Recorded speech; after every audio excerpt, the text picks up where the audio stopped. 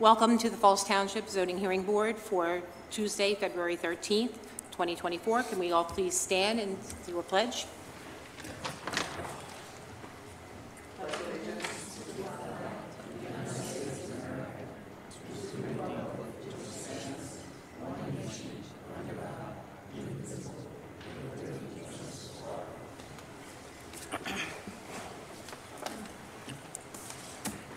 Welcome, everybody.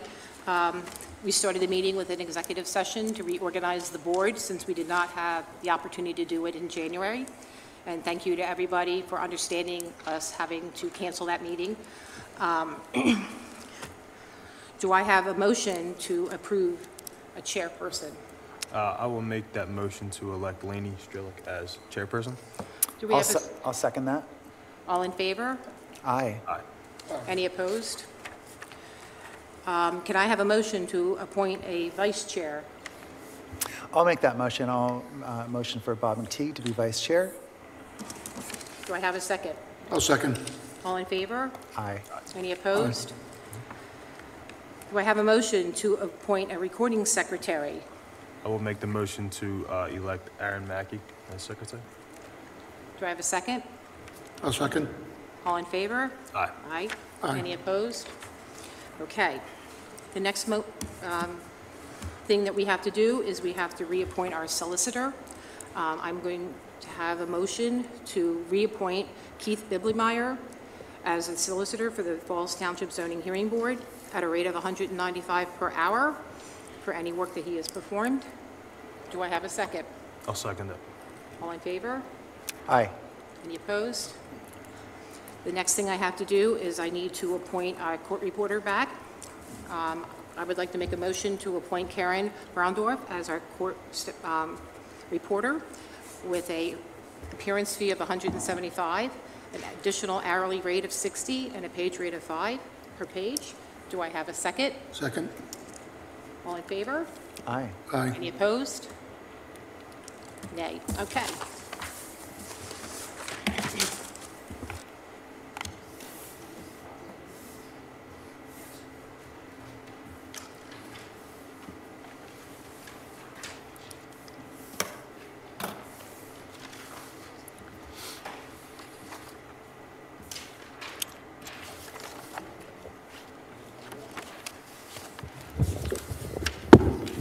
Madam Chair, we received a letter from Michael McGinnis requesting a continuance of agenda item number 6, Laundry Properties, LLC, 316 through 320 West Trenton Ave. They're still working through some matters. They're asking for a continuance until the March 12th, 2024 Zoning Hearing Board meeting. So that would need a motion to approve that. Thank you. Do I have a motion to accept the continuance of the Laundry Properties LLC to the March 12th. March 12th meeting? I will make that motion. Do we have a second? I'll second it. All in favor? Aye. Aye. Okay.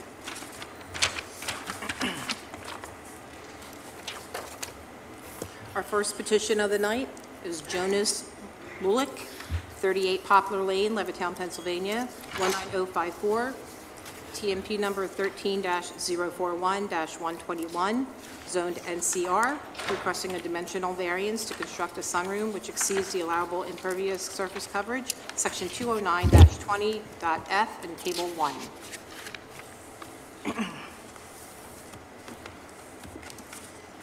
Is anybody here? Mr. Jonas Moulic?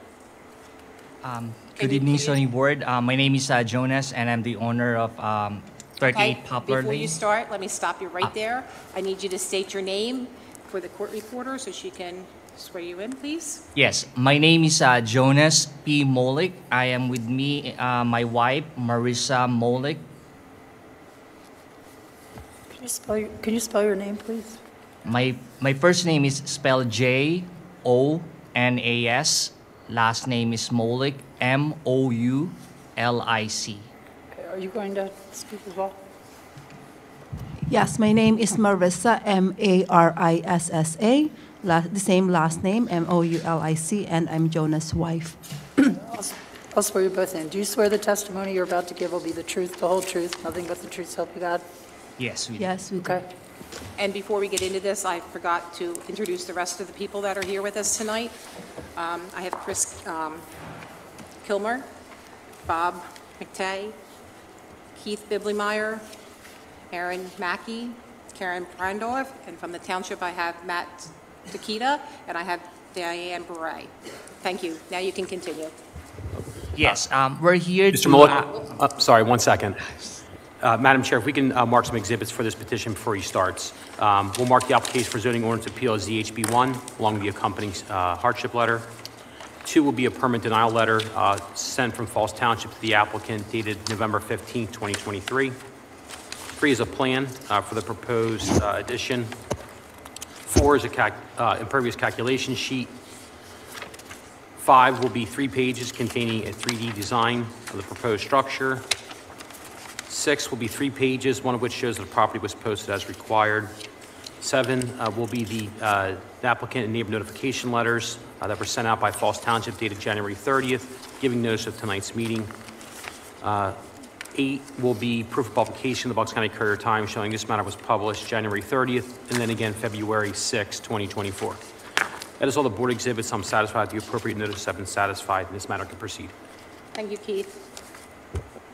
Mr. Mullen? Okay. Yeah, we're here to ask the zoning board for your permission to enclose our existing impervious surface by about a sunroom with the size of 14 by 15. And this sunroom will have no heat, and we will make sure that the sunroom will not violate the safety, welfare of our neighbor.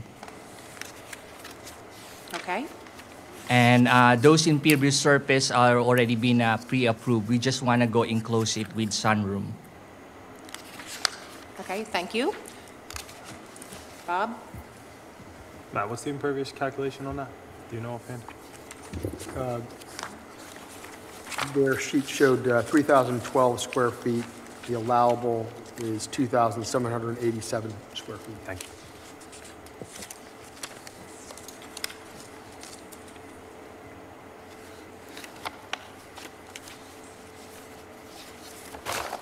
Is that all, Bob? Yeah. Oh, I'm sorry. Chris? Where are you placing this sunroom? Is it going to be on the It's existing like patio? it's in a patio. It's at the back. Yeah, because I see you have like a little pavilion there. You taking that pavilion down? Yes. It's going to go back on that concrete? Yes. Okay, that's all. Okay, thank you. Aaron? So on the new patio with the roof, is there going to be a gutter system on that, or will water just fall? There will be a gutter, sir. There will be a gutter?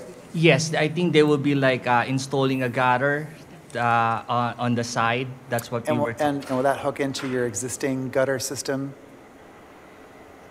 Yes, it will be. Existing, yes. It will connect. We have Yeah. the gutter system. It goes to our, there's like a container for the water so that we can put it on the plants too. So it Yeah, will connect in great. there too. Yeah. Great, thanks. No further questions. And I don't have any questions at this time. Do I have a motion to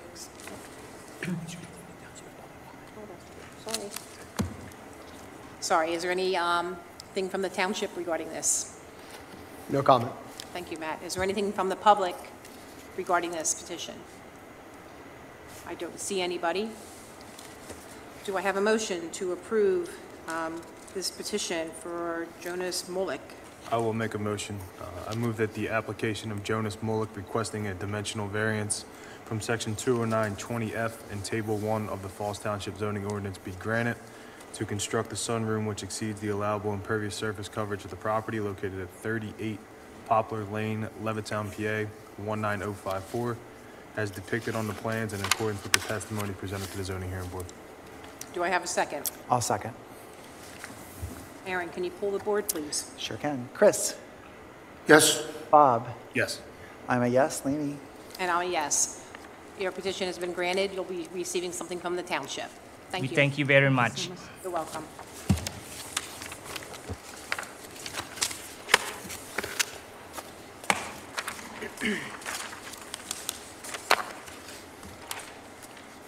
Petition number 2, Lawrence Pontrelli, 60 Burgess Avenue, Morrisville, Pennsylvania, 19067, TMP number 13-038-028, zoned NCR, requesting a dimensional variance to allow a 6-foot fence along Hamilton Avenue, section 209-37.c, parentheses 2.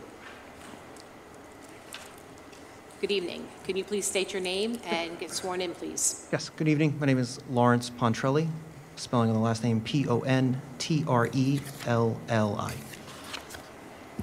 Do you swear the testimony you're about to give will be the truth, the whole truth, nothing but the truth, so help you God? Yes. Madam Chair, if we can mark the application for zoning ordinance appeal as ZHB1, along with the accompanying statement submitted by the applicant. 2 will be a permit denial letter sent from Falls Township dated December 4, 2023, sent to the applicant. 3 will be 4 pages containing 4 color photographs, one of which shows that the property was posted as required. 4 will be proof of publication in the Bucks County Courier Times, showing this matter was published January 30th and then again February 6, 2024.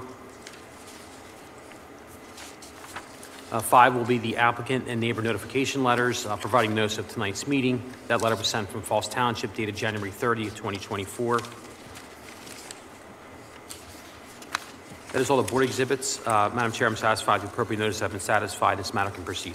Thank you, Keith. Good evening, and thank you, everybody, for your time and consideration. As I said before, my name is Lawrence Pontrelli. I'm originally from New York, moved down here many years ago to be with my wife. We're first-time homeowners, so bear with me here. We are looking for a variance for a 6-foot fence. I own a corner property, and we're looking to put a 6-foot privacy fence when we were initially denied due to the requirement of the zoning requiring a 4-foot fence that would be clear. It's really comes down to 3 things that I detail in the letter that I provided to you. 1 is safety, 2 is compliance, and 3 is similar properties in the neighborhood. My wife and I, we got married a few years ago. We have a growing family and 2 dogs, so a 6-foot fence would allow us to have safety and privacy, in our neighborhood. Allow the dogs to play, allow future children to play. Because I'm a corner property, it'll prevent people from trespassing and using my house my property as a shortcut from Hamilton to Burgess, and then ultimately, prevent any theft or anything like that. From a compliance perspective, from my understanding, I'm within compliance of the sightlines, as noted in the zoning. In addition to that, I got to thank Ed. He also provided me additional information in regards to the fence being 12 feet in from the curb, where I have a driveway off the back of my house. So the original drawings say that the fence would come 28 feet off the back of the house. It would actually be about 25 feet off the back of the house and be in compliance with the sightlines with the rear driveway. And then lastly, there are similar properties in the neighborhood that have fences that are over 4 feet in height and are not clear. So I appreciate the time and consideration, and I'm willing to answer any questions.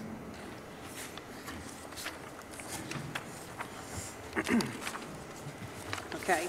Bob? No questions. Chris? No questions. Aaron?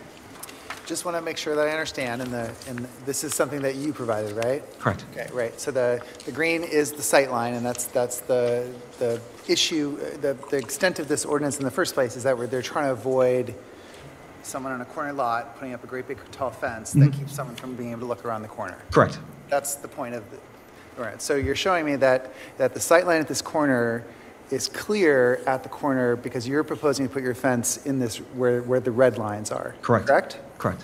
Great, thanks. No further questions. Are you tying into somebody else's privacy fence? On the back side of the property, yes, my neighbor has a 6-foot fence back there.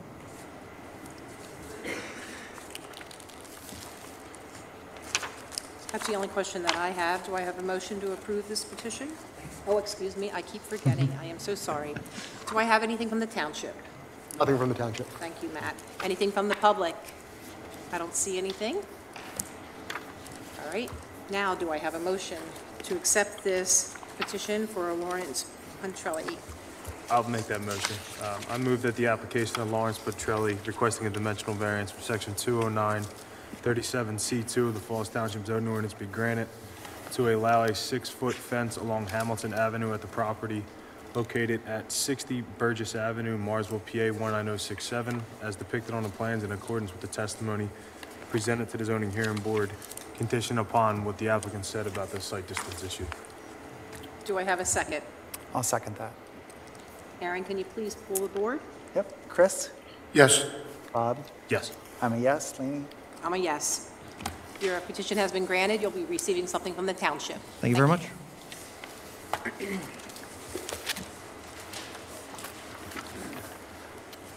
Our next petition is petition number 3, which is Waste Gas Fabricating Company, Inc., 450 Newbold Road, Fairless Hills, Pennsylvania, 19030. TMP numbers 13-028-088-002. Zone PIP, requesting a dimensional variance to permit an impervious surface ratio of 71% to add an additional parking spaces, section 209-28.f and table 5. Good evening, Board. My name is Russ Sacco, and I represent the applicant, Waste Gas Fabricating. As indicated, the property is located at 450 Newbold Road, and we are seeking a variance from Section 209-28F, Table 5, to permit an impervious surface ratio of 71%, so that my client could add an additional 15 parking spaces. Mr. Sacco, we're just going to go through some preliminary matters first. If you have anybody testifying, they can be sworn in. Mr. Cloman. All right. Could you state your full name and spell it, please? Yes, it's Kyle, K-Y-L-E. Last name is Cloman, C-L-O-M-A-N, and I'm the chairman CEO of Waste Gas. Madam Chair, if we can mark some matters. Let me swear you. I'll swear you. Do you swear the testimony you're about to give will be the truth, the whole truth, nothing but the truth, so help you God? Yes. Okay. Sorry.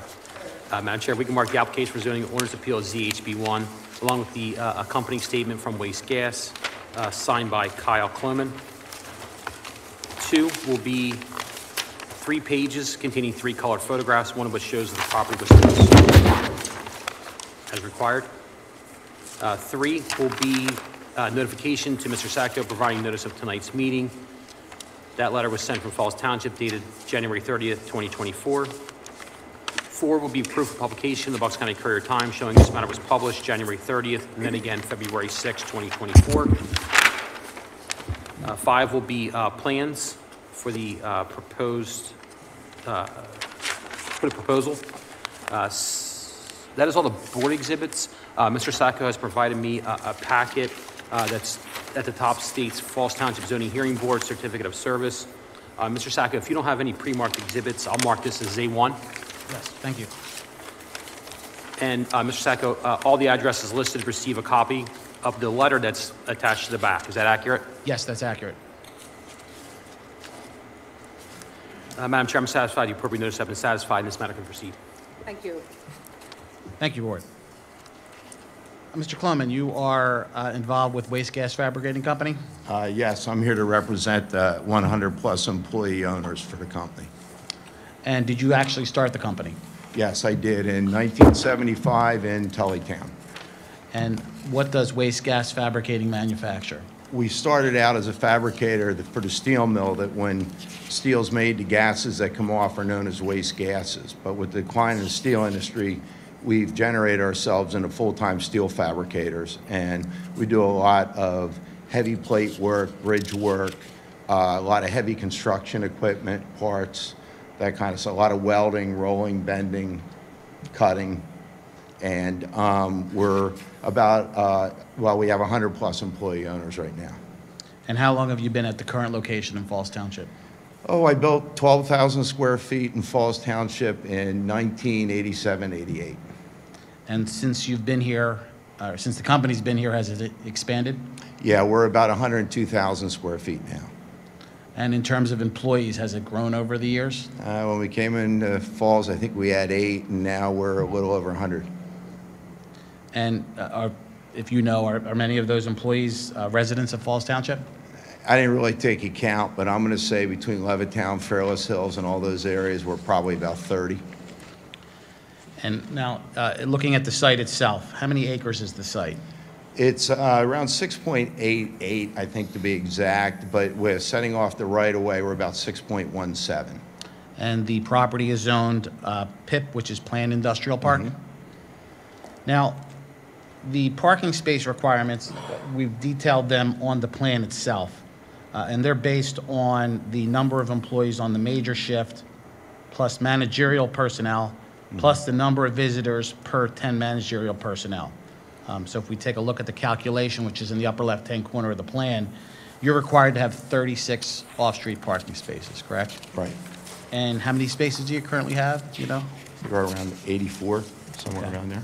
Well, you currently have about 67. Can you repeat that? I didn't hear you. We have about 67 existing, and we're going to be adding 17, and a lot of that comes due to shift overlap. Yeah, if you could explain that. So you do meet the requirement, obviously, but you're asking for, or you need more. Why is that? Well, basically, it's when shifts overlap. Our shifts go, we run 24 hours a day, 5.5 days a week. So our shifts overlap. We have a shift that starts at 4 a.m. We have a shift that starts at 7 a.m. We have a shift that starts at 1:30 in the afternoon, one at 5 o'clock, one at 7:30 at night. The only time we ever run into problems is around that early afternoon shift where guys are coming in and leaving. And the new parking spaces we would have will just cover that overflow. So are you planning for your current situation and maybe a little bit into the A little future? bit of growth. The problem is we're built out. We'd love to expand even more, but. Okay. And as presented, you are seeking to remove some parking spaces and then add some more. To try and simplify it, if you look at the drawing, you'll see we back in or pull into our parking spaces now across the front of the building. By moving the curb 5 feet, which is all within the right-of-way and everything is nice and clean there, by moving the front curb out 5 feet, we can park on both sides on 45-degree angles. And that's how you pick up all the extra parking spots. And so the parking will remain in the front of the building, but it'd be adjacent to Newbold Road? Yes. And in your opinion, and talking to your planner and architect, is this really the only place you would be able to add the additional parking? Oh, yes. And are the additional parking spaces needed to continue to operate efficiently at this location? It's a big help. And the plan depicts you're going to basically be just adding about 2,000 square feet? Yeah, it's a little over 2,000. And then this will take the impervious surface ratio from 70% to 71? 70 to 71. We're built out as far as we can go right now at the 70. This adds 2,000, which takes us to 71%. And then we've talked about the location of the spaces, but you've consulted with the planner and you've come to the conclusion there's no other way to add parking without impacting the impervious surface? No, sir. Now I want to talk to you a little bit about the stormwater system you have in place. There's a notation on the plan that all the new paving will pitch back onto the existing paving. Is that your intention? Yes. And obviously you're going to comply with the plan? Yes. So are you certain that this additional paving will not create any additional stormwater runoff? This won't cause any problems because in 2014, we were at the Township to expand out about another 45,000 square feet, which we've done over the last 9 years, 10 years. We've expanded that distance.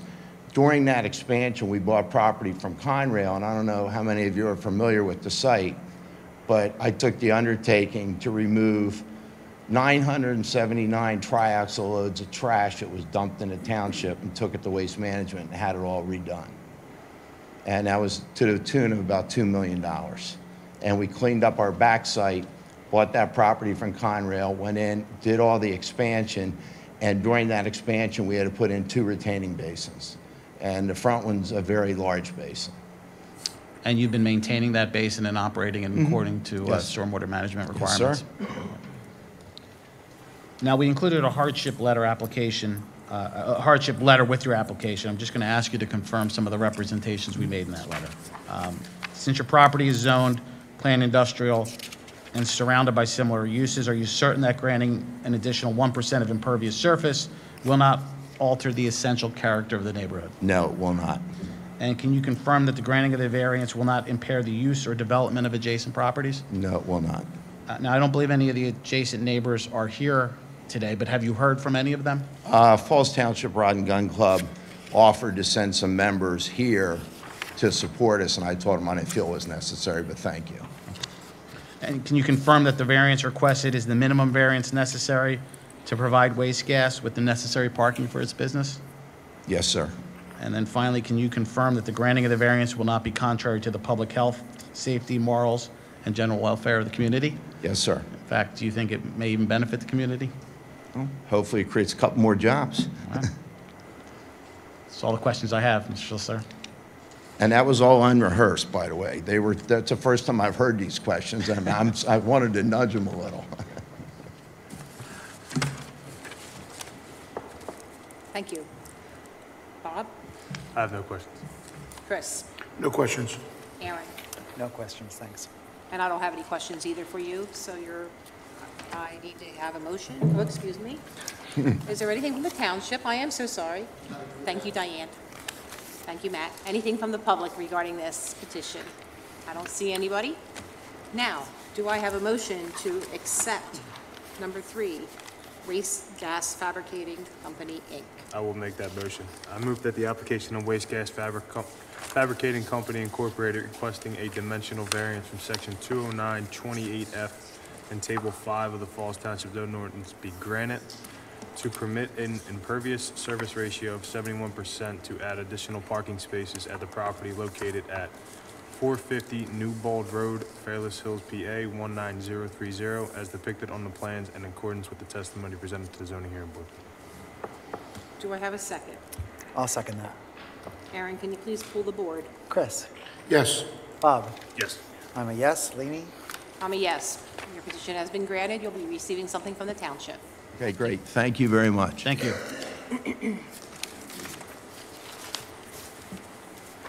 All right. Petition number 4, Jennifer Gage and James Pellicero. I'm sorry if I mispronounced that.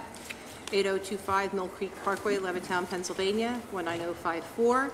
TMP number 13-042-320, zoned NCR, requesting the following dimensional variance for a fast food restaurant, section 209-22.F, to not include the first 20 feet from the street line to be landscape, section 209-23.E, parentheses 8, parentheses A, parentheses 1, to not require a drive-through bypass lane, section 209-34.E and K, section 209-48.3.L, parentheses 1, to permit an accessory use to be located within the front yard and to have a front yard setback of 19.18 feet, where 70 feet is otherwise required.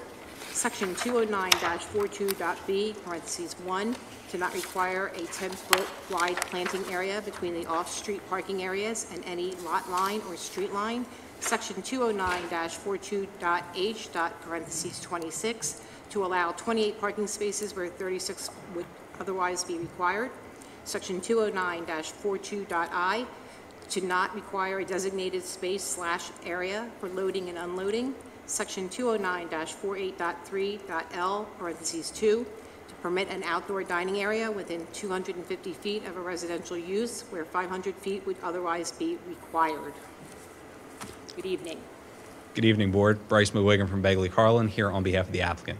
Thank you. Keith? Mr. Quinn, do you have any witnesses that need to be sworn? We can take care of that first before I mark exhibits. Yes, I'd like to swear in Jennifer Gage, the applicant, along with John Richardson, our engineer. Okay. You have to go to the mic. You have to go to the microphone. Can you state and spell your full name, please? Jennifer Gage, JENNIFER, John Richardson, JOHNRICHARDSON. Do you both swear the testimony you're about to give will be the truth, the whole truth, nothing but the truth, so help you God? I do. Okay. I do. Madam Chair, if we can mark the application for zoning ordinance appeal as ZHB1 along with the accompanying statement. 2 will be 3 pages containing 3 colored photographs, one of which shows the property was posted as required. 3 will be a notification to the applicant's attorney, Bryce McGuigan.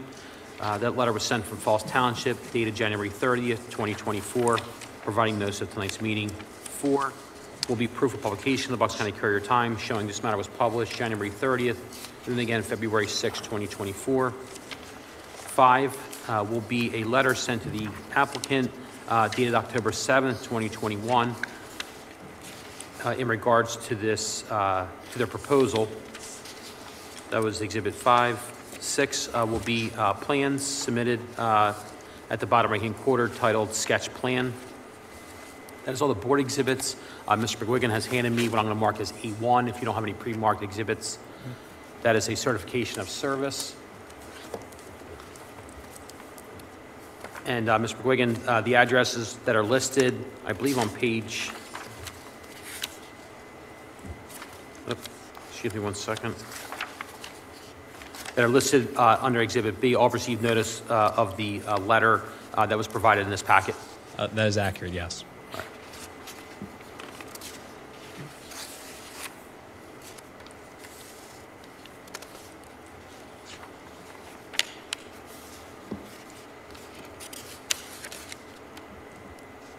Can we just go off the record for 1 second? Thank you.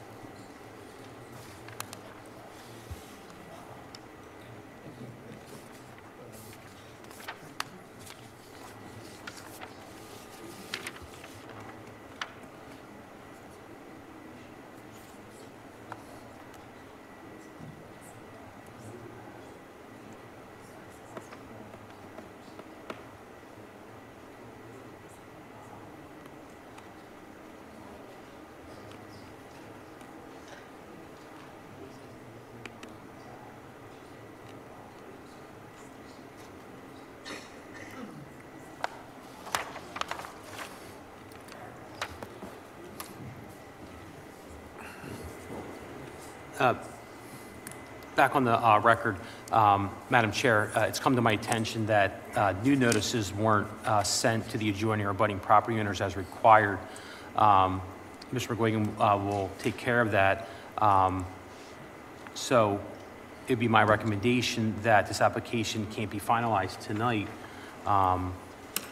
However, as we discussed off the record, it would certainly be permissible to allow whoever's here for this application tonight to speak either for or against this application in the event they can't come back next meeting when the board hears this application in full. Okay. Is there anybody from the public who would like to speak today? You can come up. You're going to have to speak your name and then spell it for our court reporter and get sworn in. Okay? Hi, my name is Roseanne Hartley, Roseannhartley.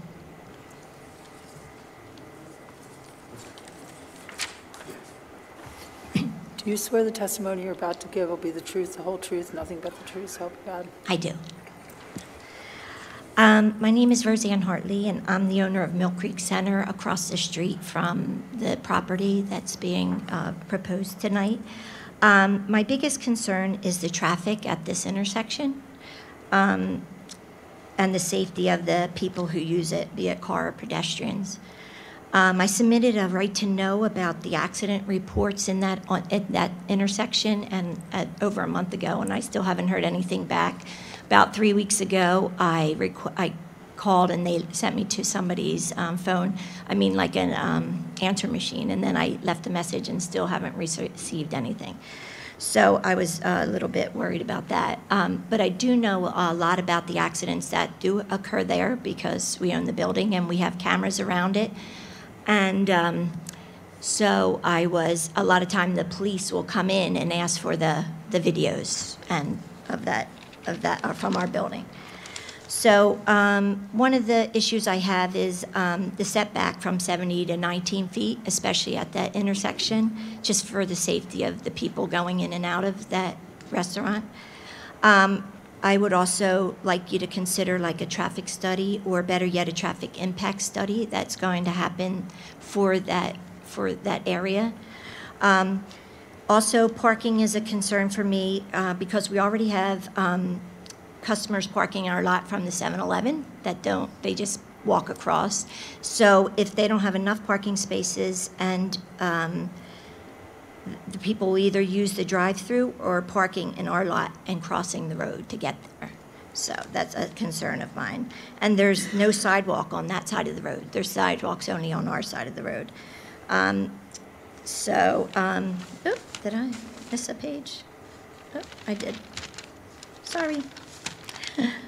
A thing about the traffic actually is, another concern is they shut down Old 13 by the old Courier Times, where people used to be able to get on 13 right there, and they're not able to do that. So they come down Mill Creek Parkway, they pass the park and the Village of Pembroke. So there's a lot of people that either go up the ramp on the off-ramp on Route 13 going the wrong direction, or they come too far and the people that are coming off the ramp, the traffic gets stuck right in there also.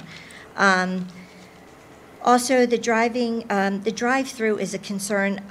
What happens if the drive-through backs up onto Mill Creek Parkway or Falls Tullytown Road? As I see, they're having entrances on both sides. So if it backs up on the one side or the other side, there's a lot of concern that, just about accidents and people not being able to get through the intersection. That's a concern for me. And also, like emergency vehicles, the fire station is right there. So either people will be coming in left from Falls Tullytown or right from Mill Creek Road. And so it's already a very, very busy intersection. If it was at the other, the Penn Valley Road thing, it wouldn't be a concern because it's not, I don't believe it's that busy as it is right where we are. What if it happens if their business doesn't succeed also? And not that I wish that, because I do not. But the thing is, like, you change the variances and then maybe a Dunkin' Donuts can go in after that. And I don't know if any of you've ever seen the Dunkin' Donuts at Trenton and Woodburn Road and the traffic that backs up there. I know it's Middletown Township, but if you see Woodburn Road but it opens it up for any drive-through to go in there. So again, that's a concern of mine. So that's that.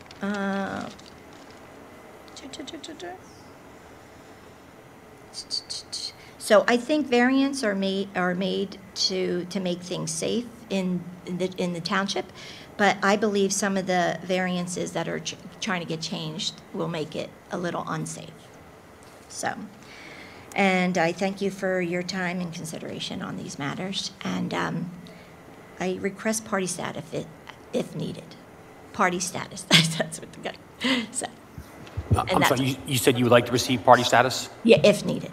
Okay, and I was going to explain that. I didn't know how many people were going to speak tonight. Okay. So this is a good time for me to do it. Okay. Every person who's here can speak either for or against this application. You don't need party status. Okay. What party status does, it allows you to present your own witnesses, cross-examine witnesses. I see, okay. However, and most importantly, it allows you and it preserves your right to appeal if you don't like the outcome of tonight. Okay. So you're more than, well, let me ask you a couple questions. Okay. First of all, your address and where are you in relation to this application? So our address is 80006 to 8016 Mill Creek Parkway, Levittown. Okay, and does your property adjoin or abut this property? It's actually right across the street from it. Okay, did you receive notice of tonight's meeting originally? Not tonight, but the meeting in January. Okay. We can go off the record?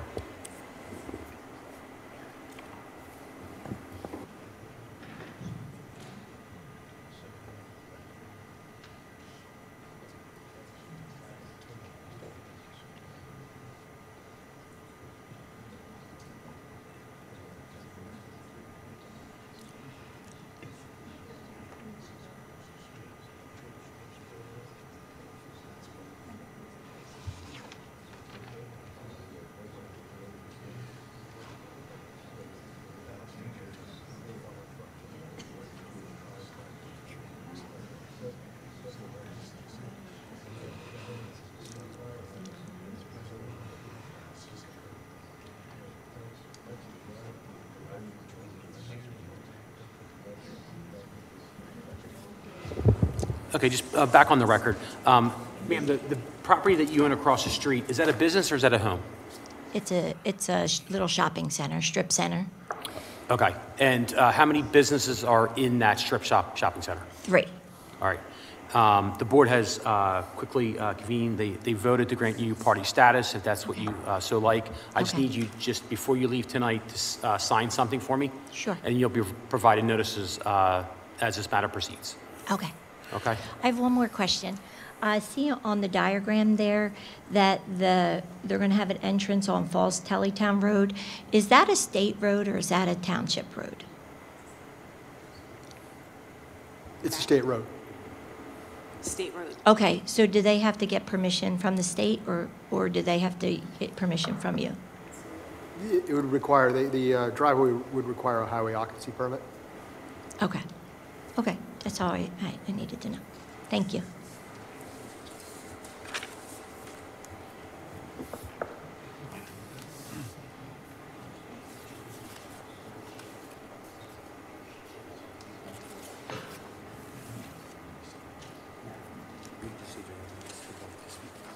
Is there anybody else from the public who wishes to speak tonight regarding this petition?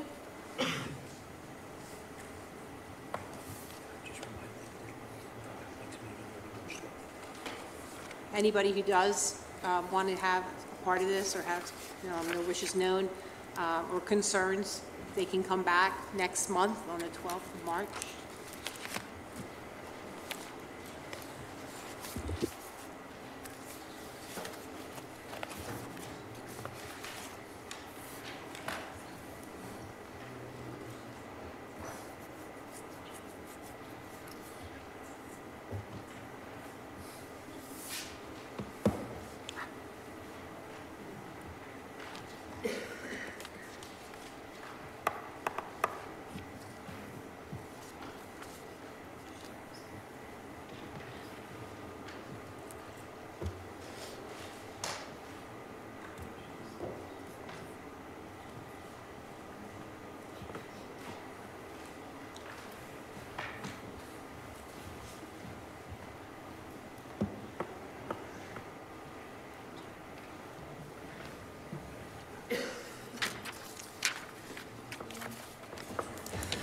Mr. McGuigan, since there's no other public comment, I don't know if it really makes sense to proceed with anything else tonight.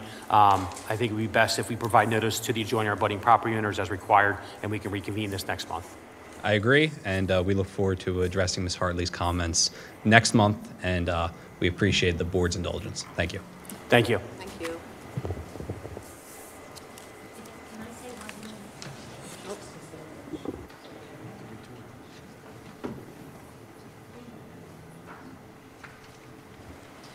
Can you wait till next month to ask that question, since we just, is that okay with you? All right, thank you.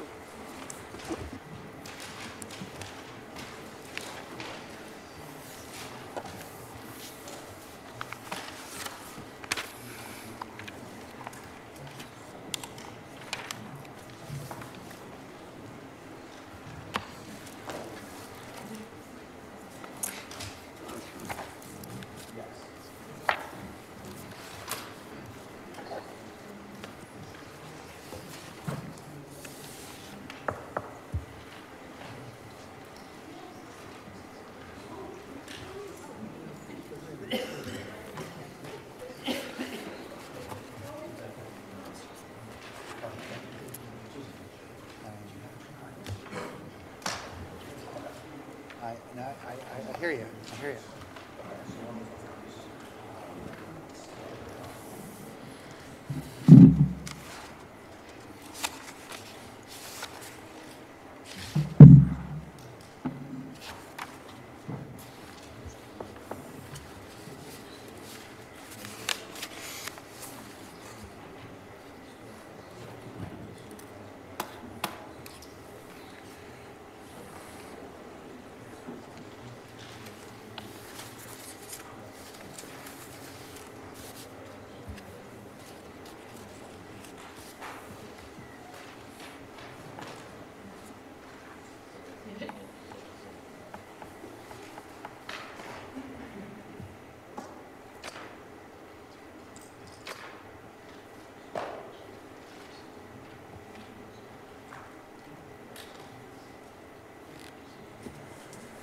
Thank you.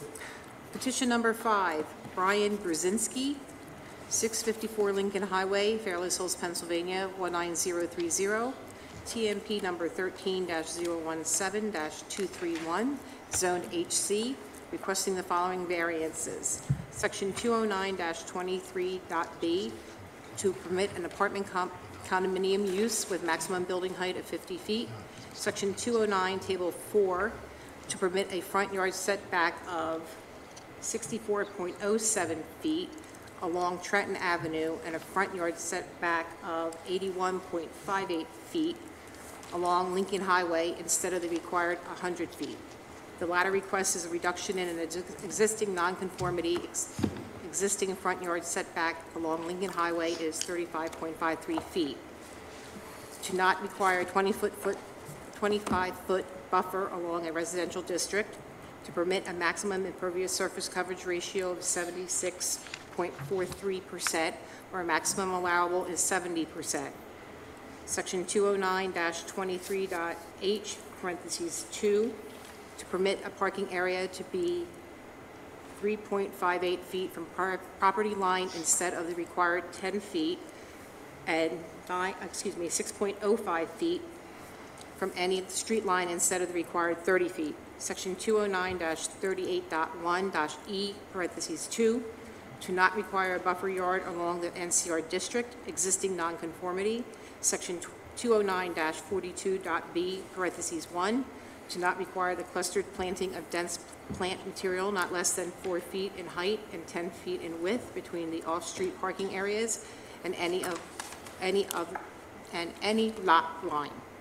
And section 209-42.h, parentheses 2, parentheses a, parentheses 1, and parentheses 4, to permit 192 parking spaces instead of the required 264 spaces, with up to 85 of those parking spaces placed in reserve. Thank you, Madam Chair. Tim Duffy from Hill Wallach on behalf of the applicant. We do have two witnesses. If you wanted, did you want them? Yeah, any witnesses you want sworn? Sure. We can do that now, and then I'll mark some application. Great. We have Heath Dumack and Brian Brzezinski.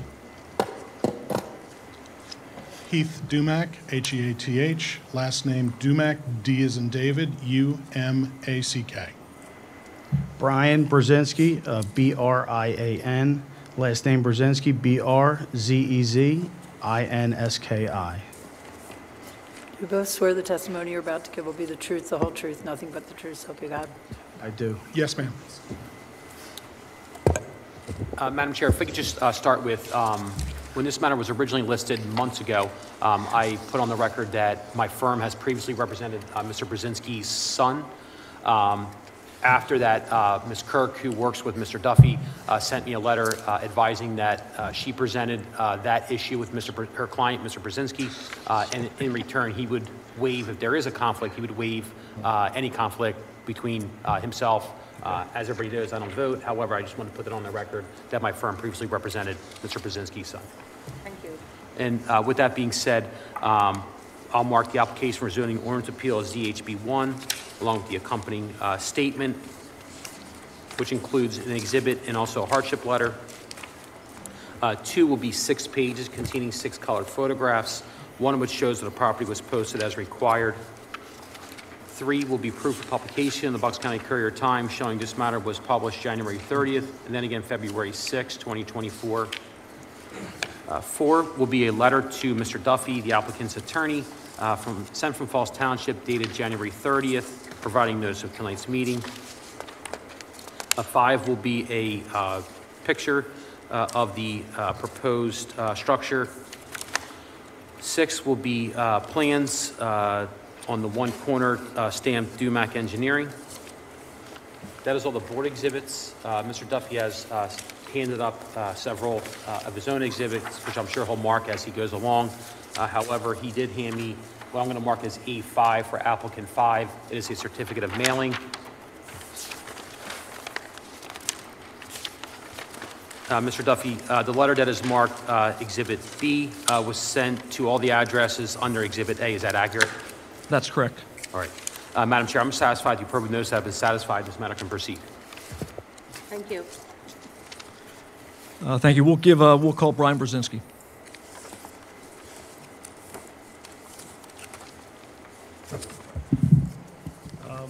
Hello.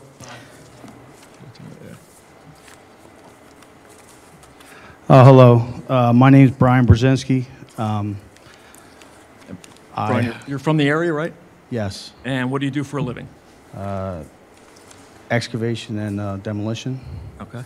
And where's your company based? Falls Township. Great. The property at issue, 654 Lincoln Highway, you don't presently own it, do you? No, we're under agreement. Okay. And it's currently owned by Freeland Holding Incorporated, correct? Correct. Great. And is that agreement of sale contingent upon you obtaining zoning and land development? That's correct, approval? yes. So without that zoning or land development approval, there won't be any purchasing of the property, correct? That's correct. Is there currently a business operating at the property? No. Do you know what business operated there last? Gene Bellardo service, automobile service center. Okay, and how are you familiar with that business? My parents took their cars there for years. And are you familiar with this area? Yes, yeah. You have family connections to the area? Yeah, well, there was a recent redevelopment right down the street at Oak Avenue, Route 1. It was an old gas station. My grandfather actually owned that gas station in the 60s. Okay. Great-grandfather, sorry. Yeah. Okay. When did you enter into the agreement of sale? Was it back in July of 2023? We started talking to the current owner in the end of 2021. It took us till July of 23 to come to agreement with the current owners. It was difficult to get them together. Okay. And for how long after Bellardo's closed has this property just been sitting there vacant? I don't know the exact number of years, but I would say it's been at least 15 years, I'm thinking, 12 to 15 years. I've been driving by it, vacant. And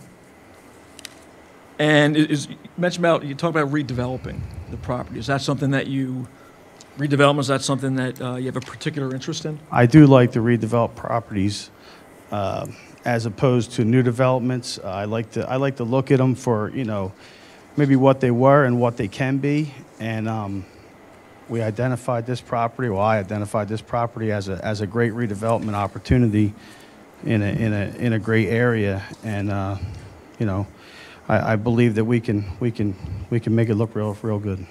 And how long has this been on your radar, this property? Probably 5 years, I guess. Okay.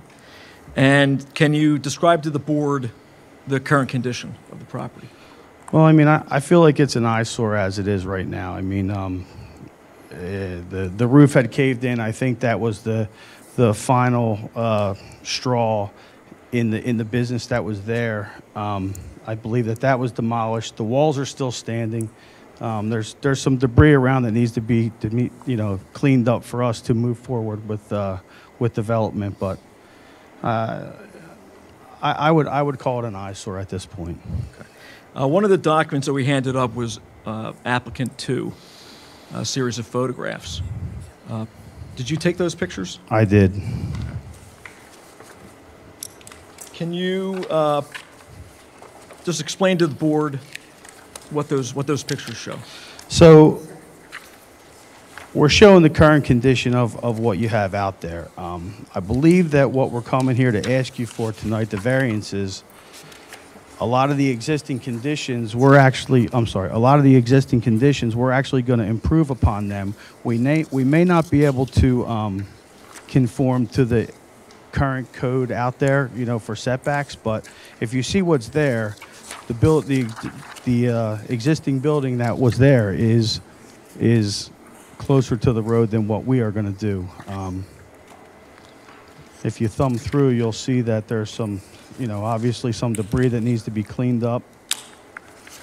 Page 2 is the dilapidated building on the property, right? Yeah. And that's visible along Lincoln Highway, correct? Yes, that's correct. Yes. You know, I believe that there was some cars stored here in years back. There are some piles of tires that are going to need to be cleaned up. I mean, I think we all know that there's still some cleanup that needs to be done there. However, we are prepared to undertake that if approved here tonight. Great. Generally speaking, can you explain to the board what the excuse me, what the redevelopment project is generally? So we would like to build a 55 and over community here with 2 buildings, 96 units. Once we were under agreement, I hired Heath Dumack to come up with several sketch plans for us. We together thought that what we are going to present to you is the best use for this property. We came up with strip mall, we came up with townhomes, we came up with pad sites, and due to the odd nature of the lot, the long, thin nature of this lot, it was very difficult for the other sites. All right, let me hold you there. Mm-hmm. All right. Now we have Mr. Dumack here who will take us through the more detailed engineering aspects of the project, but I just wanted to show you this is part of your Exhibit A for the PowerPoint. This shows what the project is, correct? That's correct, yes. And you talked about that you've considered other uses for the site. Yes. Can you talk about that whole process? Well, Heath came up with several other sketch plans, and due to current, you know, needing setbacks and the other sketch plans would not work. They would not work due to the oddity of the lot, the purchase price, the cost that the current owners want. I mean, we believe that this is the best option for this site. And, you know, we did, like I said, we did explore like 4 other options, and we could not make them work. And is this residential use, the age-restricted condominiums, is that the least impactful of the uses that you considered? So we believe that it is, yes. As far as early morning start and, you know, late night, you know, with strip mall or pad sites, we thought that they would be from 6 a.m. to maybe 12 p.m. We don't believe that traffic will be in and out of our development nearly that many hours per day. The trips will be much less. We believe that this is the least impactful for the local area as well as the closest residents. And looking at the site, excuse me, is that residential along the lower portion? That's correct, yes. And above it is, excuse me, is the church, is that correct? Calvary Church, yes. Okay. So in your view, is a residential use an appropriate use this close to a residential and church use? Yes. Okay. All right, let me show you another. Excuse me, I'm going to stop you right there for 1 second because I see some of our people are trying to see what you're talking about. Okay. And we do have a couple extra copies of the drawings and so forth. If anybody would like to see them, I would like to hand them out to you so that way you can kind of follow along a little bit. Sure, more. sure. That would be I'm great. sorry. Please. I only have 2, unfortunately, so you're going to have to share, but at least. And what we are presenting does not differ greatly from what we handed out the first time we were here. Correct. It does not differ greatly. I mean, a few very small dimensional differences. That's it. Okay. Taking a look at what we have up on the screen here, the front perspective view, can you explain what that is? Well, that would be the front view of one of the buildings that we're proposing. 4 floors, 96 units total between both of them, and I think it's beautiful. And did you design it in a particular way to make it more appealing? Yeah, we gabled the roof area to not make it look as daunting as you might think it would. I think I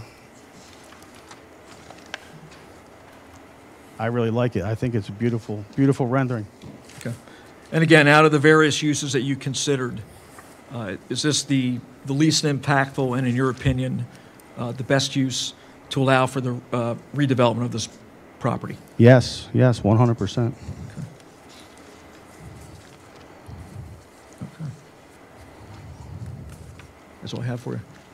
Okay. We're going to have Heath go through the more detailed. I want to stop you one more time. That lady, if you would like to have mine, you can have mine. I can share with Keith.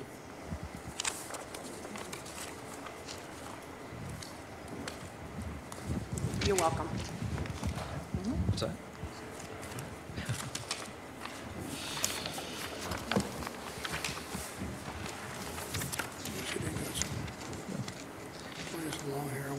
Mr. Dumack, can you just please introduce yourself to the board members?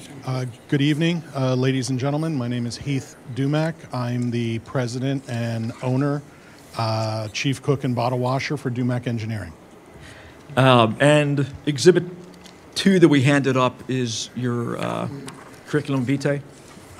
Yes, sir. Is that Yep. true and correct representation of your qualifications? Yes, it is. It was applicant 3. I'm a licensed professional engineer in 46 states and a licensed professional surveyor in 2. Mr. Duffy, if you just state for the record what area he's being called as an expert in, he's been recognized as an expert several times in front of this board. Exactly. He's an expert in land use and civil engineering. Can you identify, maybe I'll give you the ability to move the computer here. Did you prepare the initial plans for this project? Yes, sir. Okay. Can you just generally describe the site, the current site? Certainly. What's there? The site itself is approximately 3 acres. It's a double frontage lot, fronting on both Lincoln Highway and Trenton Road. It is approximately, on this side, it is approximately 991 feet in length. It is less than the minimum lot width for the Highway Commercial District. I believe it is required to be 200 feet, and at its widest, it's 165 or 167. There are the majority of the existing derelict use is here on the Lincoln Highway side. There is numerous debris, tires, there's a abandoned tractor trailer, and other uses, materials piled in the interior of the site, including large piles of wood chips as well. And are there currently any operating businesses on the property? No, sir. And what unique physical characteristics impact the design and use of this property? We've got several. The first is the residentials to the west of the existing building. The second, the Lincoln Highway itself has been widened over the years. You have a number of residences and commercial buildings along that Lincoln Highway frontage that no longer have a substantial front yard. The fronts of these properties have all been reduced due to acquisition by PennDOT over the years to make Lincoln Highway, what you have now. And let's show you the plan that was originally submitted. Sure. Sorry. One more.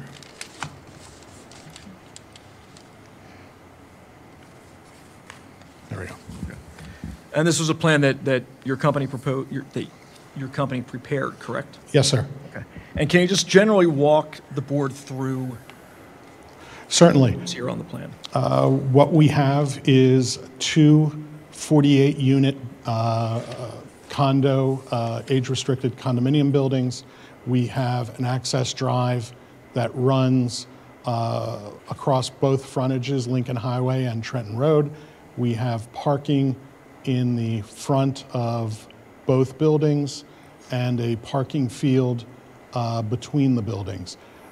We have additional vegetation buffering between the western residentials and our use, and we also have vegetation buffering between the church and adjoiners to the east.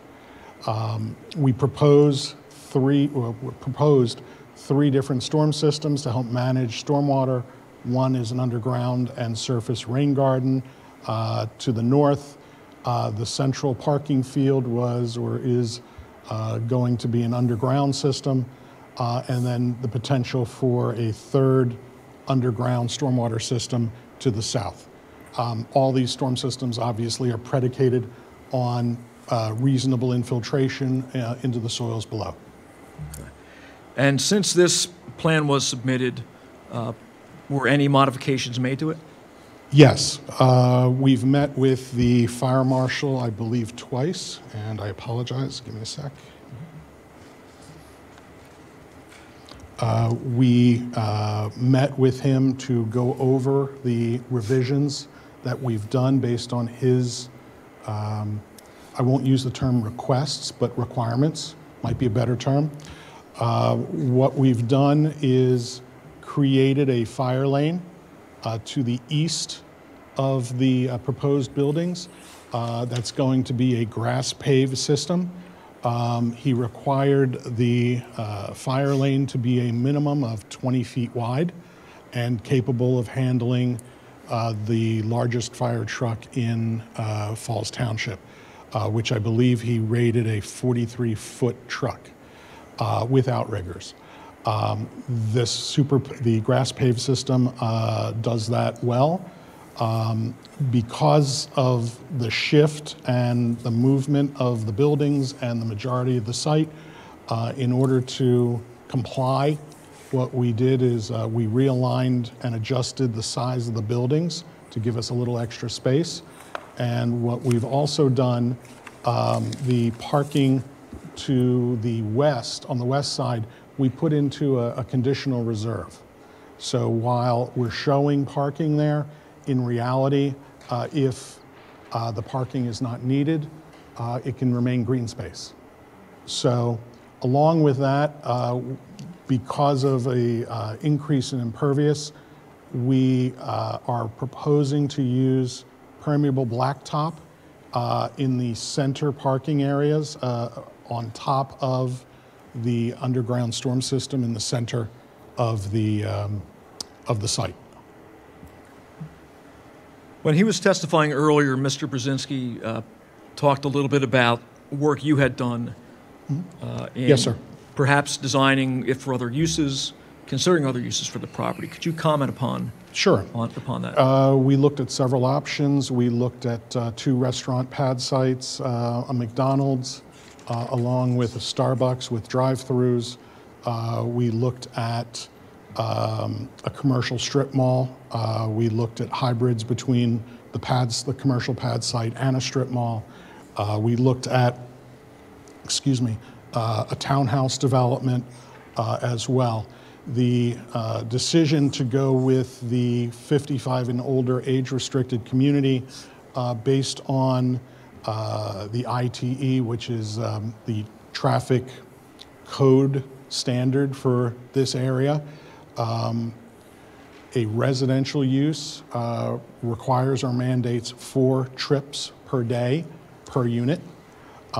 Looking at some of the other uses like a McDonald's or a Starbucks, the trip generation counts are substantially more. The 96 units between the two buildings generate, based on 4 trips a day, less than 400 trips in and out of this site. Looking at the McDonald's and Starbucks configuration, you're looking at almost 10,000 trips per day. So that alone, the 55 and older residential use is substantially less impacting than some of the other uses we've investigated. Okay. What I want to do now is go through and have you reference on the plan, go through each of the variances that we've requested, explain what they are to the board, and the reasoning behind them. Sure. I have that, okay. So, go ahead. You want to take a look at the first one, the front yard setback? Absolutely. As I believe we've discussed previously, the site itself is a double frontage lot. It is irregular in shape and geometry. Based on this layout, the proposed front yard for Lincoln Highway, and I apologize, I'm referencing a page that I can barely read, is 81.58 feet. Okay, yeah. Yep, okay. Sorry, reading glasses versus normal glasses. The interesting thing is there's an existing structure building in this corner along Lincoln Highway that's pretty darn close to the existing right-of-way as of right now. So the proposed setback that we're requesting off of Lincoln Highway is substantially in excess of what's there now. So we're attempting to improve the situation. On Trenton Road, and I apologize, we're looking at 64.07 feet as the front yard setback, which is from that corner to Trenton Road. And again, there are numerous properties along Trenton Road that do not honor that setback, that they are substantially closer to Trenton Road than what we're proposing here.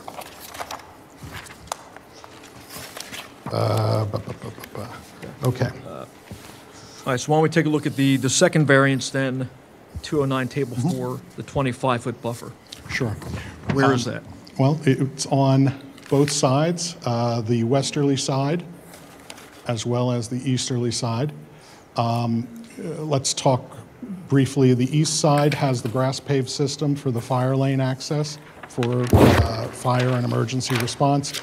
I believe we have somewhere between, depending on where along this line, we're anywhere from 20 to 24 feet, and we cannot vegetate that aside from grass because we need that as fire lane access.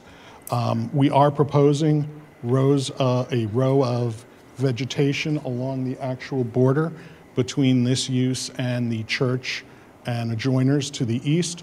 Along the west side, again, we have parking allocated there, but as a conditional reduction, depending on what the township ultimately will require. The planting line is still viable with arborvitaes, and I believe, and I apologize, I believe that space, it's in another variance, you're looking at approximately 3.5 feet.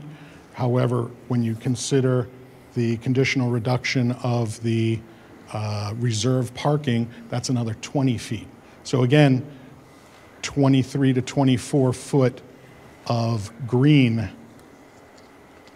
along the westerly line. And those are the two areas of buffering that are required. Looking at the third variance regarding impervious surface coverage ratio. Yep. Can you comment on that? Sure. We've had, the original iteration of this did not require impervious surface relief. However, once it became a requirement for the fire lane and additional accessibility from the fire marshal, the access drive connecting both Lincoln Highway and Trenton Road was reconfigured, and these, I'll call them parking fingers along the frontages, were expanded in order to maintain the parking requirements as well as to give us the need to meet the requirements of the fire marshal. So the grass paved system, the additional parking areas all contribute to the increase in impervious. Now, we've countered some of that with, in the center of the parking island, so to speak, or parking court, with permeable blacktop. However, again, the permeable blacktop, while a BMP with the state, is not counted as a reduction in your impervious surface, so we have to include that area as part of the impervious surface variance we're asking for this evening. Thank you.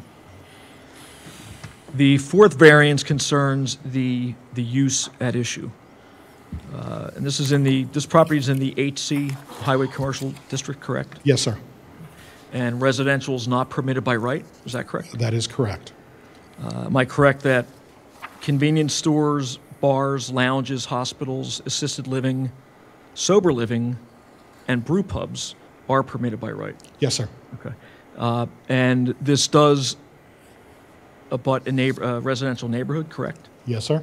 Nonetheless, a variance will be required to allow this specific use. That is correct. Okay. So this property, it does abut residential. It also abuts a church. Given the analysis you undertook previously regarding other uses to which this property could be put, was it your opinion that the residential use has the least adverse impact upon neighboring properties? Yes, sir. That is correct. Also, are Lincoln Highway and Trenton Road both state highways? Yes, they are.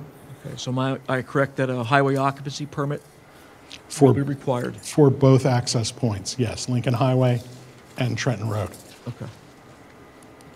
My apologies. One of the other items that the fire marshal mandated in his discussions with me, he wants a water line of substantial size installed and actually looped. So it will connect the water line that's in Trenton Road and the water line that's in Lincoln Highway. And there's multiple benefits for that, one being obviously the flow for fire suppression, but it also improves water quality on both these lines by allowing additional flow to circulate through the water line system.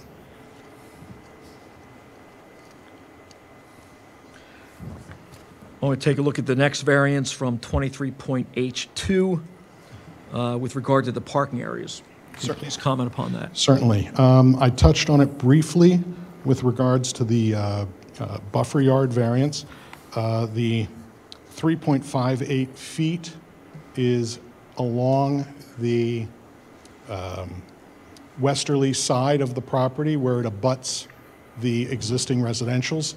And again, we have parking as a conditional reduction or conditional reserve all along that line.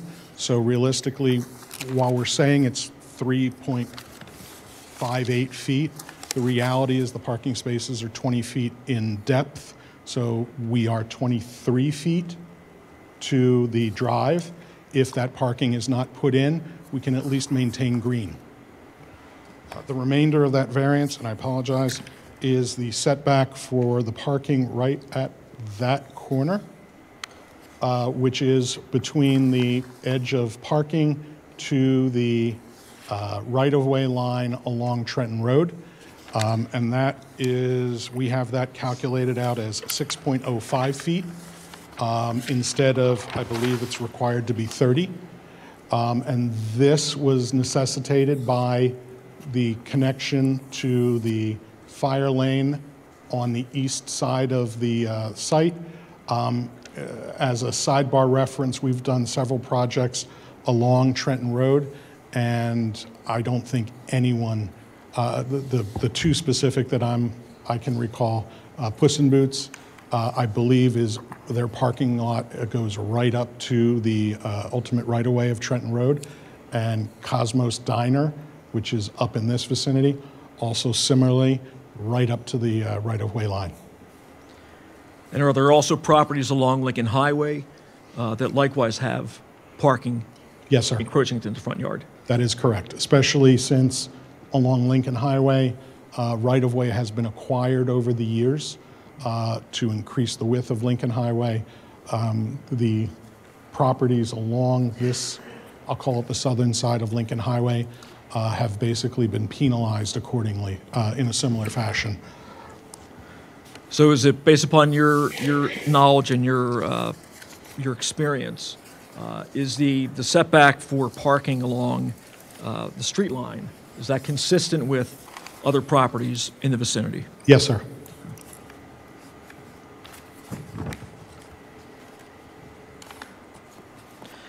And in addition, the parking that's being provided, I'm sorry, we'll get to that with our last one.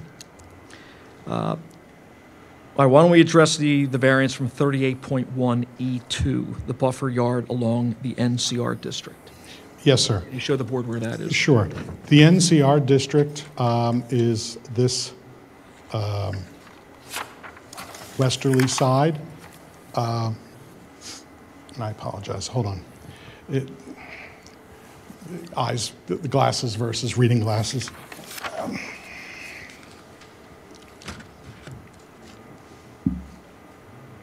Yep. My apologies. I was right. Along the western sideline of our project site, this district, while residential, is zoned NCR. Am I correct that typically buffers are not required between properties of the same use? Correct. Residential to residential normally does not require a buffer yard.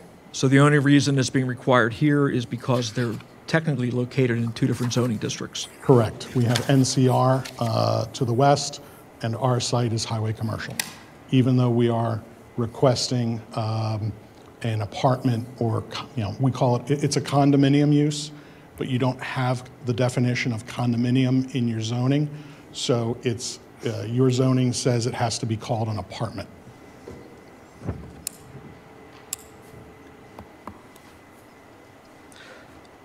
Can you comment on the variance, the next one from 42B1 regarding the clustered planting? Sure.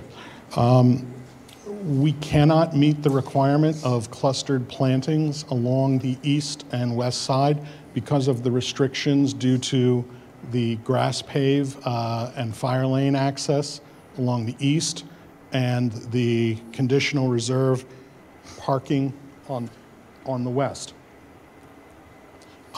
As I've said before, the grass paved system has to remain open and clear for fire truck access. With the west side clustered vegetation, we have approximately 3.58 feet with which we can plant arborvitae and potentially a shadow box or privacy fence to better buffer between our use and the NCR residentials.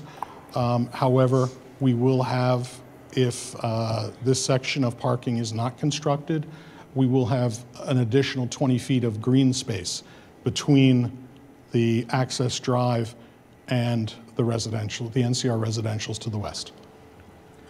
Now again, because we're proposing a residential use for this property, is the typical justification and reasoning for having that buffer, is that served in this situation when we're buffering another residential property? That's correct. It's not normally required, but we're trying our best to meet the spirit of the ordinance with vegetation and, if warranted, a privacy or shadow box type fence, along with the vegetation on both the east and west sides of the property.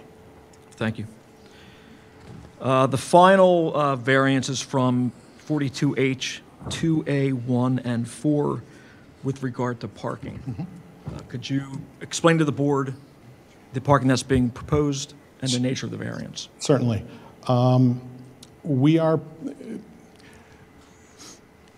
Your zoning ordinance requires 1.75 parking spaces per residential dwelling, one bedroom or studio.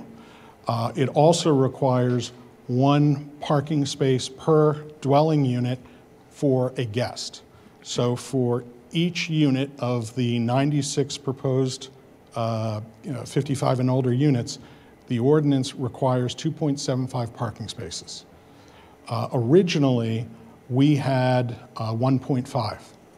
And based on conversations with the township supervisors, we increased the parking count from approximately 144 to what we currently have here, which is, and I apologize, 192. We didn't come upon our number originally by accident. We cited two different studies. One was the American Planning Association, which has a standard for this type of community at 1.5 spaces per unit, which is the 144. We also reference the ITE manual for parking, and believe it or not, that standard only requires 59 parking spaces for 96 units. So we provide 192 with some along the western line in reserve, with the idea or intent that we're substantially in excess of what the two standards, the APA and the ITE, both offer as the standard for a 55 and older community. So in your opinion, and based upon the studies that you've reviewed, is the 192 that's proposed, is that sufficient for this proposed use? Yes, sir. And it will not adversely impact adjoining properties or traffic in general? That is correct. It will not. All right.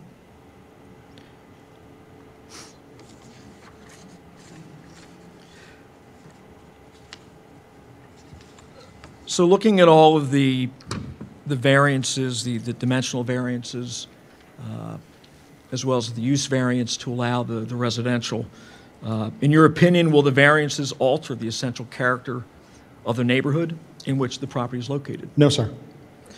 Will the variances substantially or permanently impair the appropriate development of adjacent properties? No, sir. Will the proposed variances be detrimental to the public welfare? No, sir. Are the variances the minimum that will afford the relief needed to effectuate the redevelopment of this property? Yes, sir. And are any of them contrary to the public health, safety, and welfare, in your opinion? No, they are not. Okay. I have no further questions of Mr. Dumack.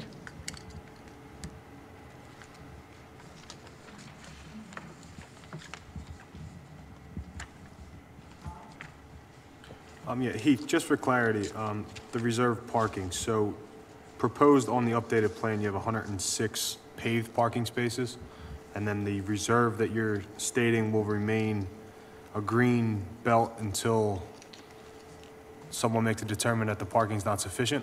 If the township, as part of the land development, says we want those spots in, if you as a board say we want those spots in, we'll put them in.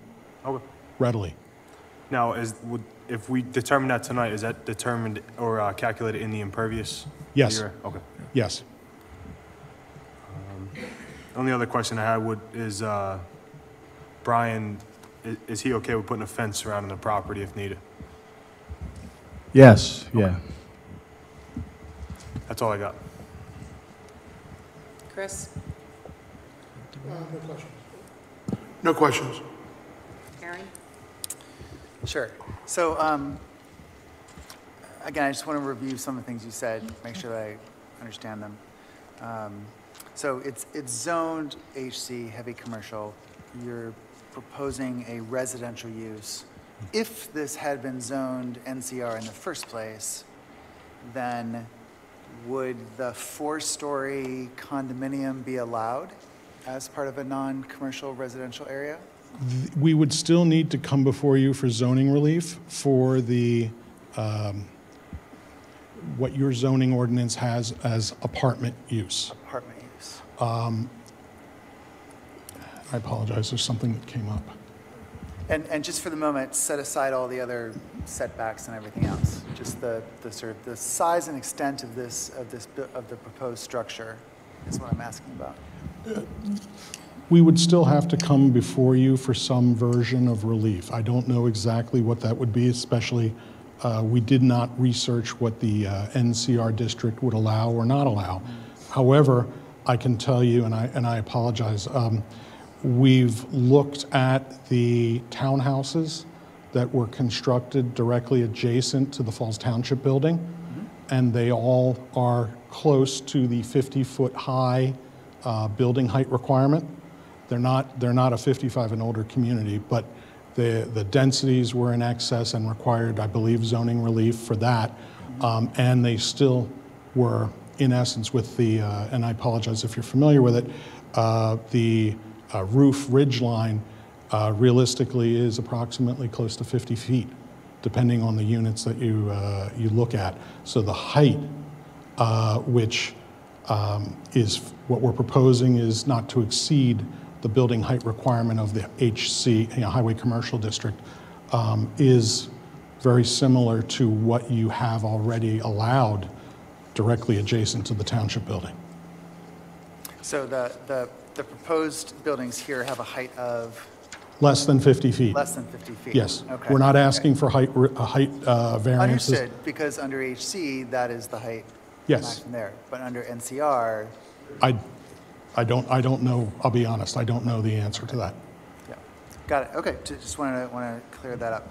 And then again, just to revisit parking again, so 55 and older, I certainly believe the studies that you cited that, in fact, in those communities, the parking and I have them here with me if you want to take a look. Right.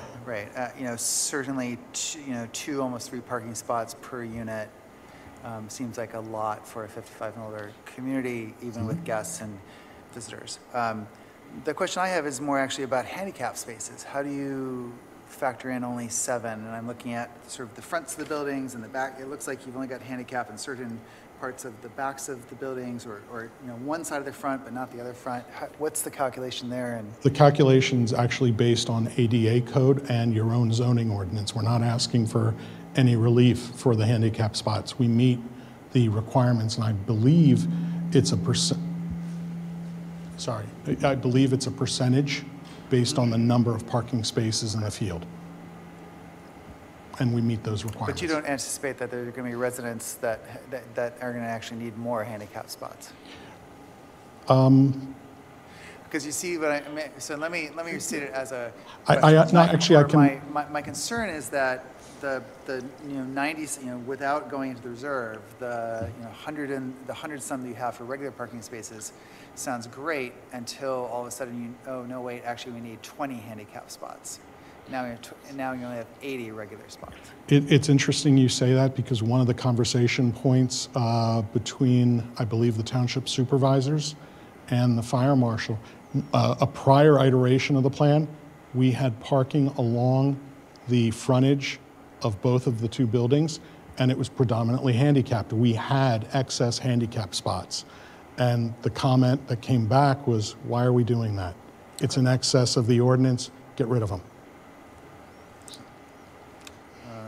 Okay, so my last question is, and my apologies for not knowing the apparently ancient history of this, of Highland Avenue, and the area of Highland Avenue to be vacated and the parking along that. But it seems like, just looking at this is a great zip through if I want to get from Lincoln Highway to Trenton and avoid all the traffic lights, that I can just go through this parking lot. What kind of, is there going to be a gate? Is there going to be, what kind of We weren't proposing gates, but at the last meeting with the fire marshal, we did discuss that and discuss the possibility of putting some speed humps in to help regulate the speed and the traffic coming through the site. To be honest, there are several other streets that do cut through. About 2 blocks down, there's a recent development, I believe CLC did it, and what they did is they said one of the accesses on that street was a do not enter. So they forced it into a one-way configuration, so you couldn't go from Lincoln Highway to Trenton Road. Whether people follow those signs or not, I don't know. A prior configuration had more geometry to the access drive itself. Realistically, part of this is going to be one of the next steps, actually the immediate next step, will be to have a pre-permit meeting with PennDOT to see what they want. Yep. That's all I have, thank you. Thank you, Aaron. You didn't do any type of traffic study as of yet, correct? No, ma'am. Are you aware of the stretch of I Lincoln Highway that you're talking about? Am I aware of Lincoln Highway? Yes. I grew up. Okay.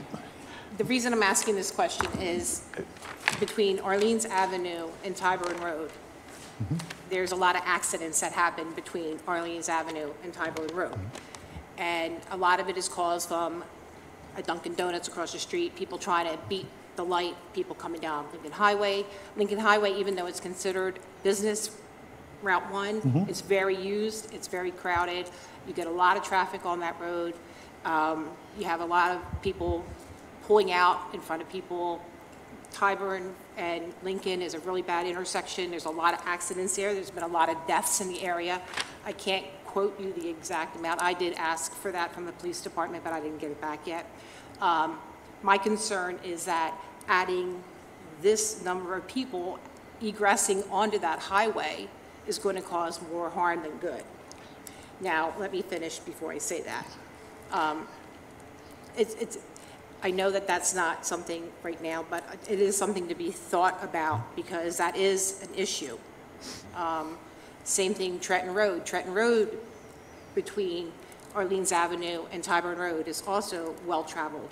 And now you're going to add an egress coming out onto Trenton Road. There's going to be a lot more traffic in this area than what we're used to.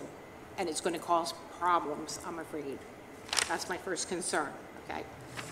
My second concern is doing all this site preparation, did you do any soil testing? We did not. That is the soil infiltration work is normally part of the land development process. Okay. However, there was a phase 1 environmental that was done, actually a phase 1, and I think it was a phase 2A. The document is approximately 1,200 pages in length, and the property was in an estate. The phase 1 was done as part of the estate work, and then it was sold to the two gentlemen that my client is buying it from. We received a copy of that phase 1, and I believe the tanks that were on site have been removed, and realistically, aside from the debris, the tires, the trash, and the trailer, the tractor trailer, the phase 1's actually fairly clean. Okay, the reason I'm asking that is because it is listed as a possible brown site. So that would be something else that would need to be of concern to us. You have the people who live on Oak Avenue or Oak Lane, and they had well water. They were forced basically to switch to the water and sewer through Falls Township at one point at their own expense, apparently, way back. So my concern is contamination also on the property. And, you know, with you digging and doing all this stuff, what's going to be stirred up, what's going to be all this kind of stuff, that's another thing I have an issue with. Yes, it might not be zoning, but I still have an issue with that. Can I talk about our first issue for a second? Sure. The traffic flow Sure. in and out of the site. One of the items that was suggested was that the Lincoln Highway access drive only be allowed to be a right out to mitigate some of the concerns that you're describing, meaning that someone coming out of the development can't cross the traffic on Lincoln Highway and go west. Are they going to put a medium in the way? No, People will do that. it would be a what I'll call a lamb chop or a One of those kind of geometric. things? Okay. Right. Now, again, this will all be predicated on the requirements of PennDOT. If PennDOT says right in, right out only, obviously we're going to have to do right in, right out for Lincoln Highway. If they say the same thing for Trenton, we're going to have to follow their, there's no bucking PennDOT, especially for an HOP. So if they do require a right in, right out on both access points, we're going to have to comply. All right, that's another thing to think about. This is going to be a 55 and over community, correct? Yes, ma'am. So we're thinking that each condominium is going to have 2 people in it? Not necessarily. The demographics that my client has investigated, and I apologize for saying this, I'm not quite 50, I'll be 54 next week. The demographic, unfortunately, is a widow. A single, woman, had a husband, can't afford to stay in their Levittown home or Fairless Hills home. They will sell that home and move into something like this, where they might have in excess of $200,000 if they own their current home outright. They can buy this outright and have a couple $100,000 in the bank to help support them in their golden years. That's the reality of what the client has researched, that we're looking at basically single individuals. That's not always the case. Boyfriend, girlfriend, husband, wife. There's the possibility for alternates. But the primary demographic is a single older woman. Okay. I think that's all the questions that I have at this point in time. Lainey, can I Sure, Aaron. have a second go? Be my guest. Yeah, thanks. So I just want to go back, you're asking for this, right? You're asking for these variances. And you said something earlier about, if it had been a McDonald's, right? A McDonald's might have come in here and said, we need to, just like the earlier petition, we need to not have a second drive-in lane, or something like that, or right? They could have, there could be some other development plan for this property, and I guess the point is, we have to consider these variances that you're asking for, not the variances that are potential problems. I mean, and you've said PennDOT is going to rake you over the coals as to whether you can make a right turn or a left turn out of this. Right? And you're Correct. not asking for that. That You're is not correct. asking for us to PennDOT is adjudicate not a zoning issue. It's Right. a PennDOT issue. Right. So again, I'm going to go, because again, I like to repeat myself. The main thing for me is the use, right, is the usage. It's zoned HC. This is not an allowable use for HC. So you're asking for it to be a residential use adjacent to a residential zone in a sliver of land that is kind of hard to imagine anything. I mean, it was a gas station, could be a gas station again.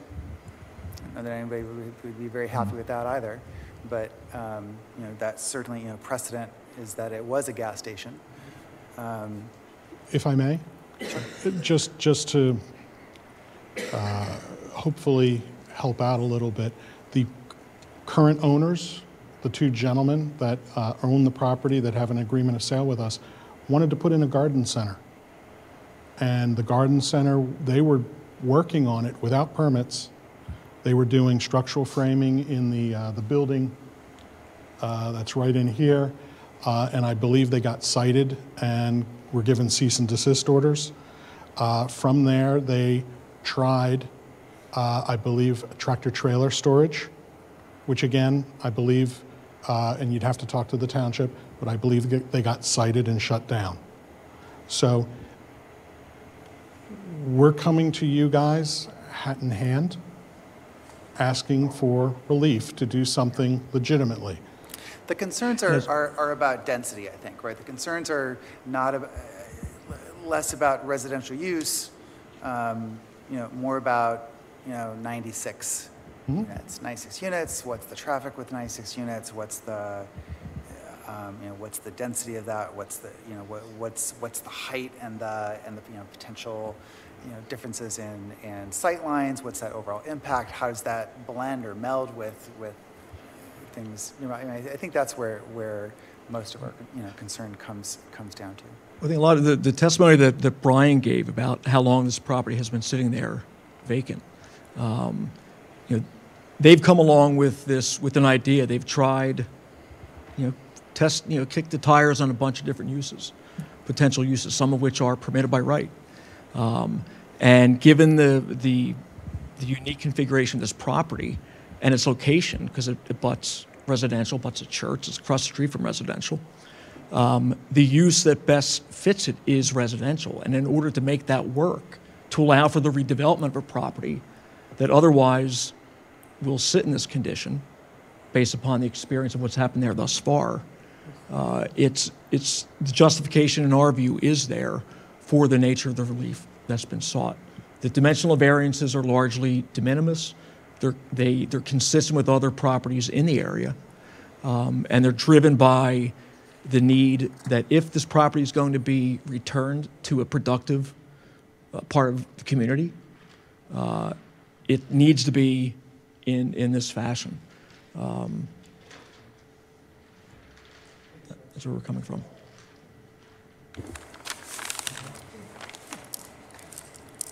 Matt, is there anything from the township? I know that I think we received 2 letters previously when this first became on our agenda back last year. At this time, I have no comments. No comments? Madam Chair, I'm sorry. This is Harrison Fontex. I'm on the Zoom. I've been muted and silenced the entire time. I just want to pop in here to say, on behalf of the township, there have been representations made about conversations that would had between the applicant and the township. Excuse me, I hate to Yes. say, please, time out, but where did that even come from? If I may. The solicitor from the township. Yeah, Harrison, if you could just identify yourself. I don't think anybody here knew that you were on Zoom. And Sure, yeah. I wanted to acknowledge myself if we were going to do party status before Yeah, the hearing. I'm sorry, you have to give me your name. Yep. So this is Harrison Fontex. That's Fonteix. I'm with the firm Rudolph Clark, and we serve as solicitor for the township. I would have graced you with my presence in person tonight, but we've been discussing with the applicant, and we're where we once were in opposition, we are no longer opposed. I know. So Where's it coming from? with that, I did just want to make clear, because there were a lot of representations made by the applicant and the witnesses tonight about conversations had with the township. I just want to make it abundantly clear to the board that we are not opposing this application. We are not also in support of the application. It's a position of neutrality here, and we leave it up to the board and the board's discretion.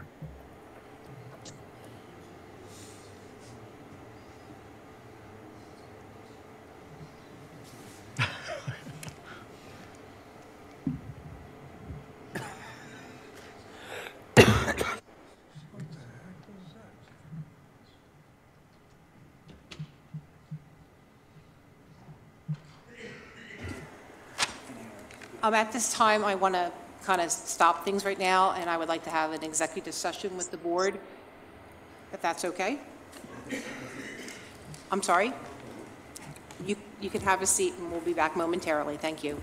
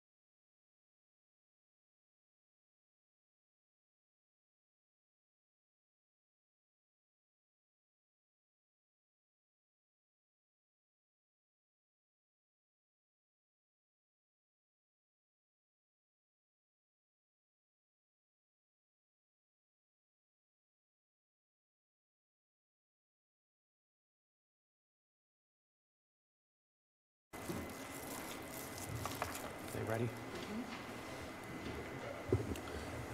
If we go back on the record, so the record could reflect that the board took an executive session, they discussed the amended application further, and that was the extent of the executive session. Thank you. All right, I would like to open up to public comment at this time, but I do want to say something before I do that. Please be respectful of other people who want to speak, so try to keep it short and sweet and to the point. If somebody is saying something that you want to say, you know, we don't need to keep hearing it over and over and over again. That's fine, but just be respectful for everybody else who wants to speak. Now, I don't know how many of you would like to speak. Is there a gentleman in the front? You need to state your name and spell it, and you need to be sworn in. Yeah, before he starts, if I can just do, I'll get the party status out of the way if we can now. So every person here, like I stated with a previous application, you're allowed to come up, you're allowed to speak, give your opinion on this application, whether you're for it or against it. However, there's also another option, it's called party status. And what party status means is that you actually become a party to this application, and that allows you to call witnesses if you so like. You can cross-examine any of the witnesses presented by Mr. Duffy or the applicant. However, most importantly, if you don't like the outcome of whatever this board decides to do, you have a right to appeal that matter to the Bucks County Court of Common Pleas. The party status preserves your right to appeal. That's the most important thing that comes out of being granted party status. So when you come up to speak, if you'd like to be granted party status, just notify us and I'll have to go through some questions with you. Thank you. State your name and spell it, and Frank Bray, B-R-A-Y. I live at 17 Oak Lane. What's your first, I'm sorry, what is your first name? Frank.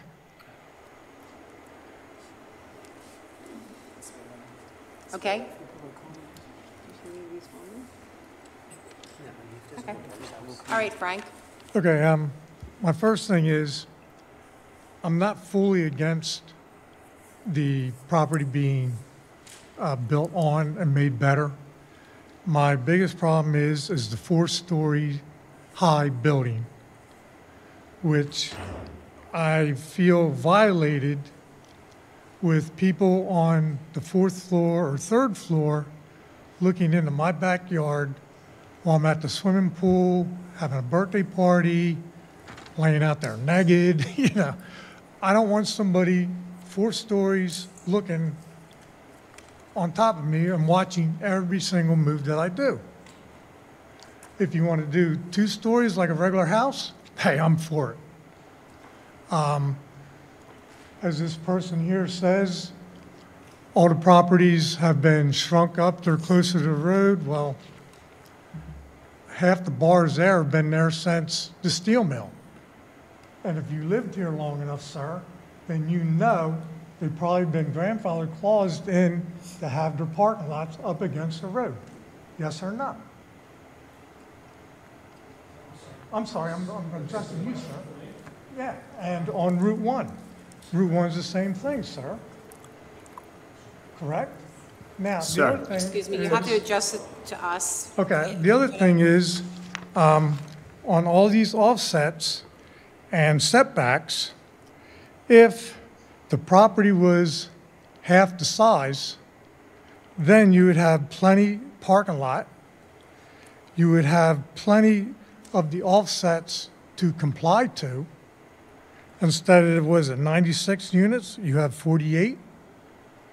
Cut 2 floors off, we wouldn't have a problem. You're talking about water. The fire marshal wants bigger water piping there. I only have 15 pounds of pressure coming into my house as it is from 1996 when we put that pipe in. I had better pressure when I had my well at 40 pounds. So where are you going to get this extra water at? So, and like you were saying, all the extra traffic.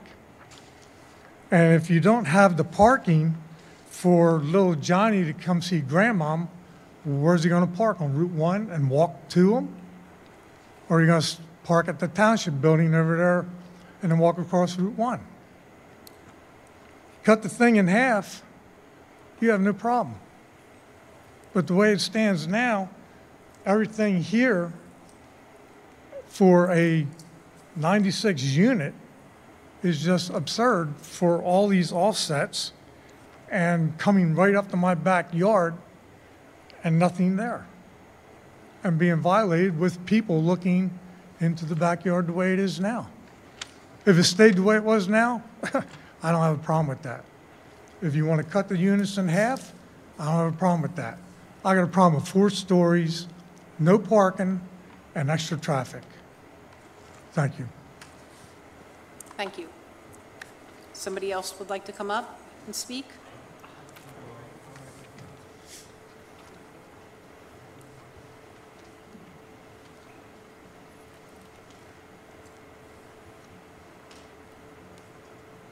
Please state your name and spell it for our... My name is Ron Seal, S-E-A-L.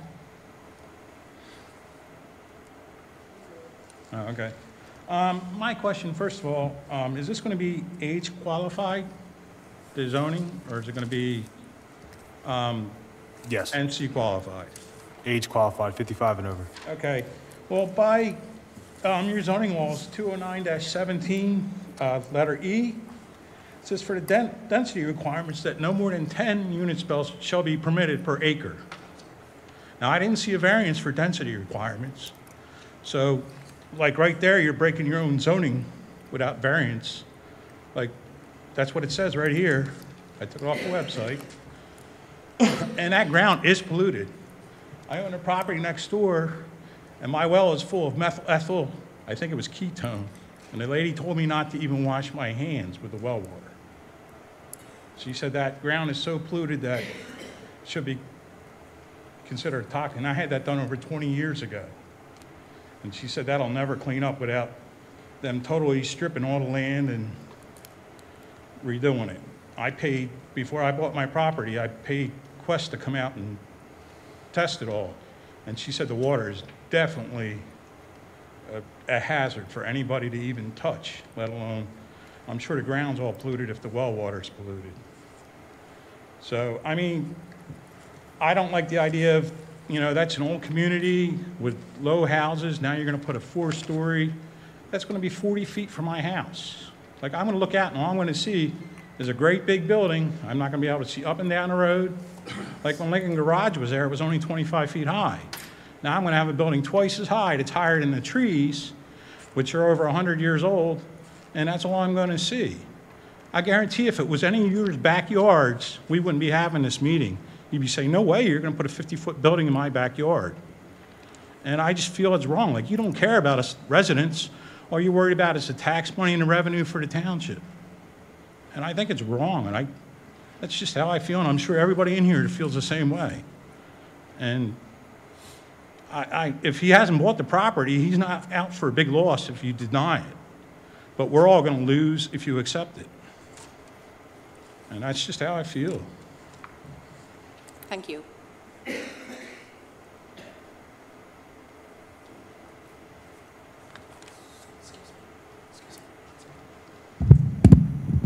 Oh, you had to do that now. My name is Terry McKeown, M-C-K-E-O-W-N. I live at 15 Oak Lane.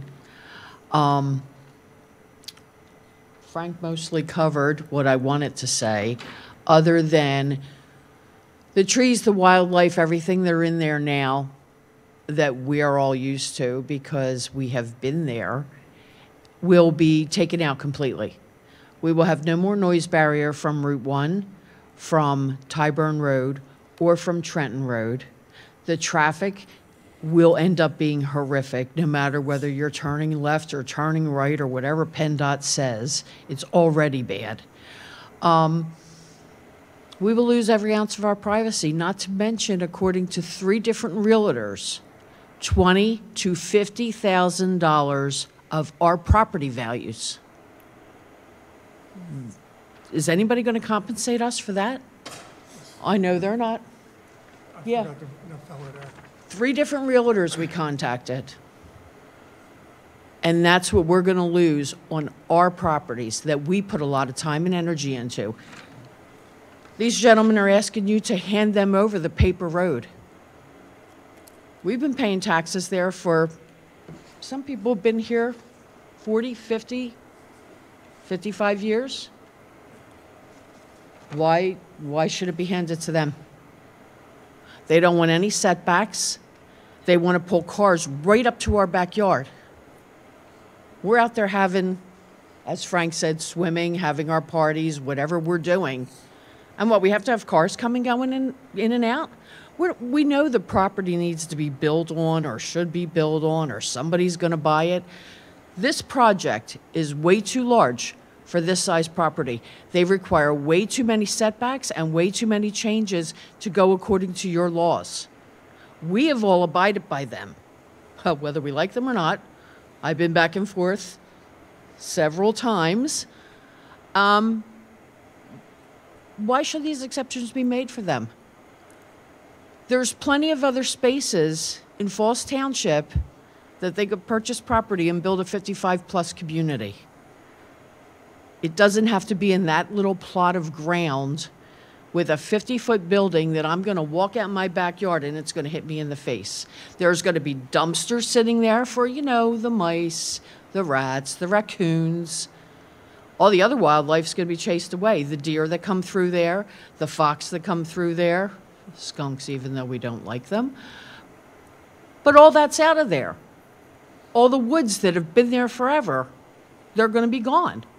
Yes, there was a business there. Yes, it may have been a garage, but for the majority of that property, it's been a junkyard. And that's what they're talking about cleaning up. That front building, that was the garage. And that's been closed for however long. The property has sat there the way it is now. We kind of like it that way. I know they're going to build on it, but 4 stories, taking away every ounce of privacy, all the light pollution, because you know you'll need lights from dusk till dawn. Then you have the pollution from all the cars. They say that that area is going to be reserved parking. They don't have enough space to put the parking they need to put in. Somewhere along the line, somebody said that, oh, it's 55 and up. What would you think 55 and up don't work? They work. They have vehicles. And more than likely, there's going to be 2 people because you're going to charge a lot of money for these. And it's not going to be sustainable for one person. That's it. That's all I have to say. We were respectfully asking you to decline this project in its entirety. Thank you. Is there anybody else who'd like to speak? Please. My name's Nicholas Tucci. I live at 981 Trenton Road. My main concern is the paper road. Well, first off, I second what my neighbors just said. I agree with everything that they said, with the privacy, the traffic. But my main thing is, as you can see on the map, is I have a 2 entrance driveway and it goes through the paper road. And on their plan, they just take my whole driveway that I pull into. That I bought the house like that. It's been like that for years. So that would be my main concern on, you know, people pulling into my driveway actually, thinking it's their property. Also, yeah, I don't even understand. They're just taking my driveway away on the, I don't know if you guys know where I'm talking about. It says asphalt road or asphalt road on it.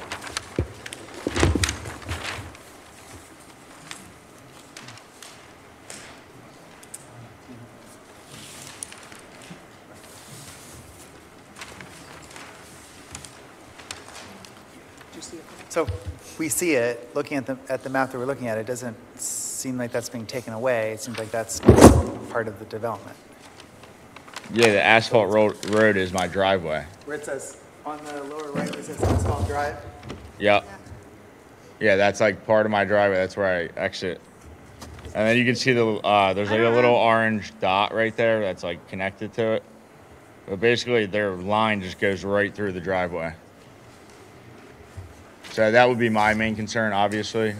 I use it every day. So I would like to follow up on that. And if I need to be present at like a PennDOT meeting, because I know it's a PennDOT entrance right there. You know, I would like to just be notified if I need to appear.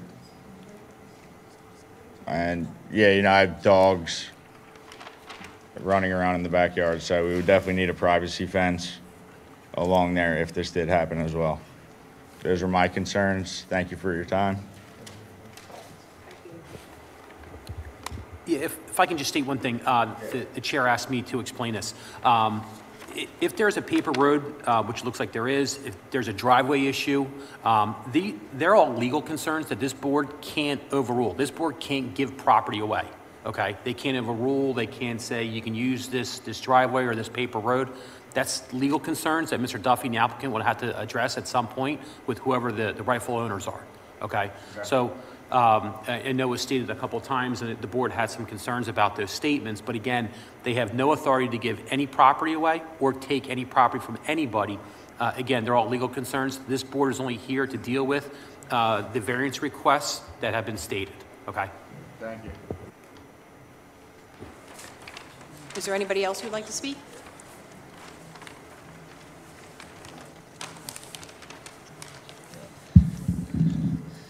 Tony Batiste, spelled Battiste, and the Tony is Toni. Sorry. Okay. First off, it was mentioned that a widow selling her house was going to come out with a couple $100,000 plus left, which most of the houses around here are probably around $300,000, $350,000. So that's basically saying you're going to be selling these houses for $100,000. I'm sorry, not houses, the apartments or the condos, whatever they're going to be, for $100,000.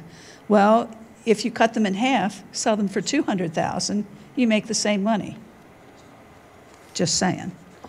Number two, water and sewer.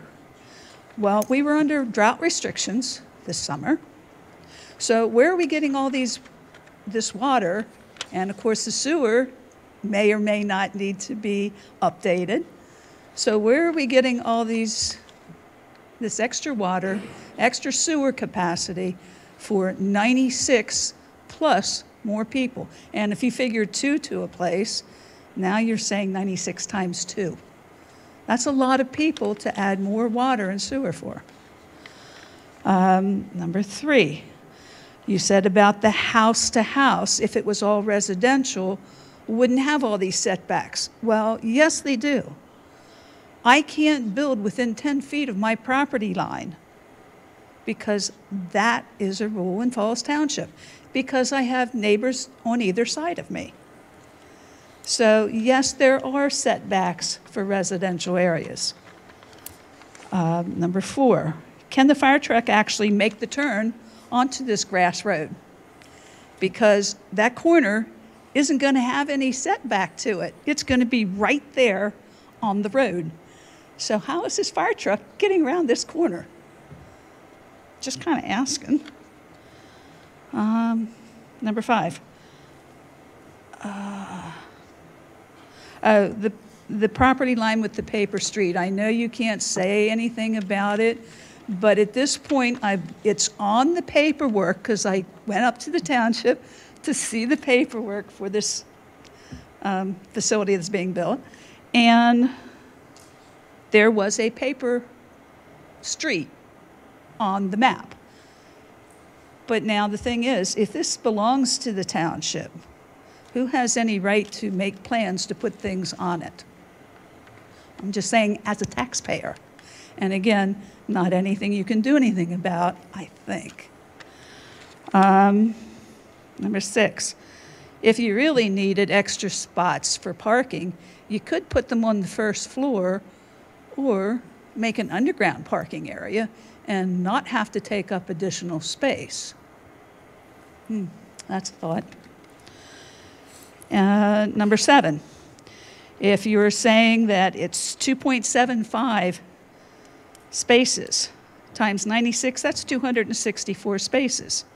If you only had half the size, you would only need 132, and that is probably doable without a lot of inconvenience. And number 8, The property that was referred to on Route 1 that is supposedly up to 50 feet tall, that does not have residential on either side of it. That's business on both sides. So that's another concern.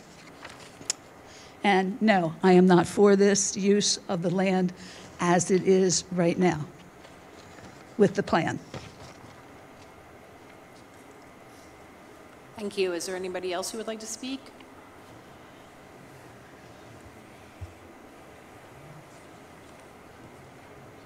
Hello, Jennifer Kramer, Kramer. I'm here tonight to oppose this plan, and I agree with everyone else who has come above before me previously. I agree 100% with everything they said. We live right next door. I don't want to be hearing people coming and going from work, because they do. I have worked third shift. I'm a medical professional working in nursing. It happens. People need to work. I would agree with the gentleman that most of these people in this room are that age. I have a car. My fiance has a car. We have a motor home. Some people have boats when they retire because they like to go fishing. Where are they going? We get snow. Where's that going? The lights from dusk till dawn in our bedroom windows. The noise from the train in and of itself is ridiculous. But we live there, we put up with it, we chose to. Okay, so how many times is that going to be complained to the police when they could be out, you know, saving people's lives and preventing heroin from being used in the Rite Aid? Where does it stop? There is no place except for next to the old Township building that there is housing in Falls Township, unless I'm wrong. It's not a common sight. I always believe that Falls Township has the rules they have to keep it what it is, a quaint, small family town. I don't want to see it. I don't want to see it from the mall. And also, Fallsington is next door. And the green, whatever, if they plan on putting parking spots on that corner, how's the fire truck getting in? There's 2 lanes on Route 1. If he's coming down right lane, there's no way he's getting in. They're going to drive all up on our property? I have 4 grandchildren. No wall barrier, no fencing.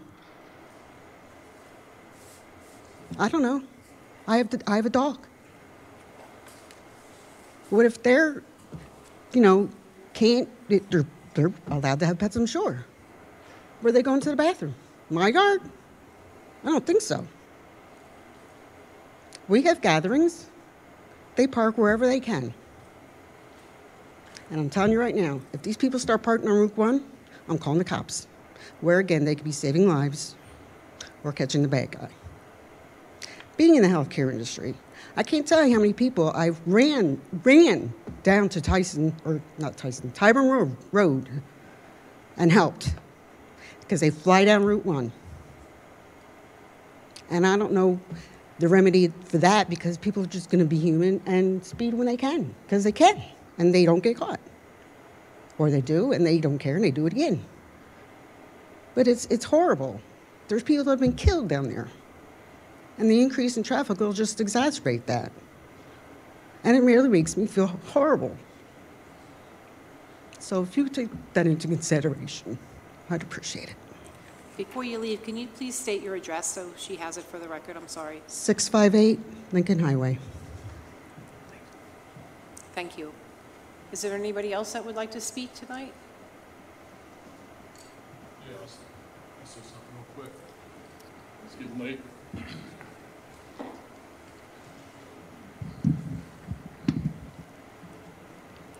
My name is Mike Cantrell, Cantrell.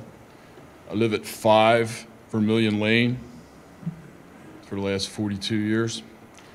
I just want to agree with a couple members of the board. It seemed like Aaron, Mr. Mackey had concerns about the size of the project, and I agree with that. And my take on it is that you have zoning laws that were, you know, thoughtfully drawn up years ago by people for a reason.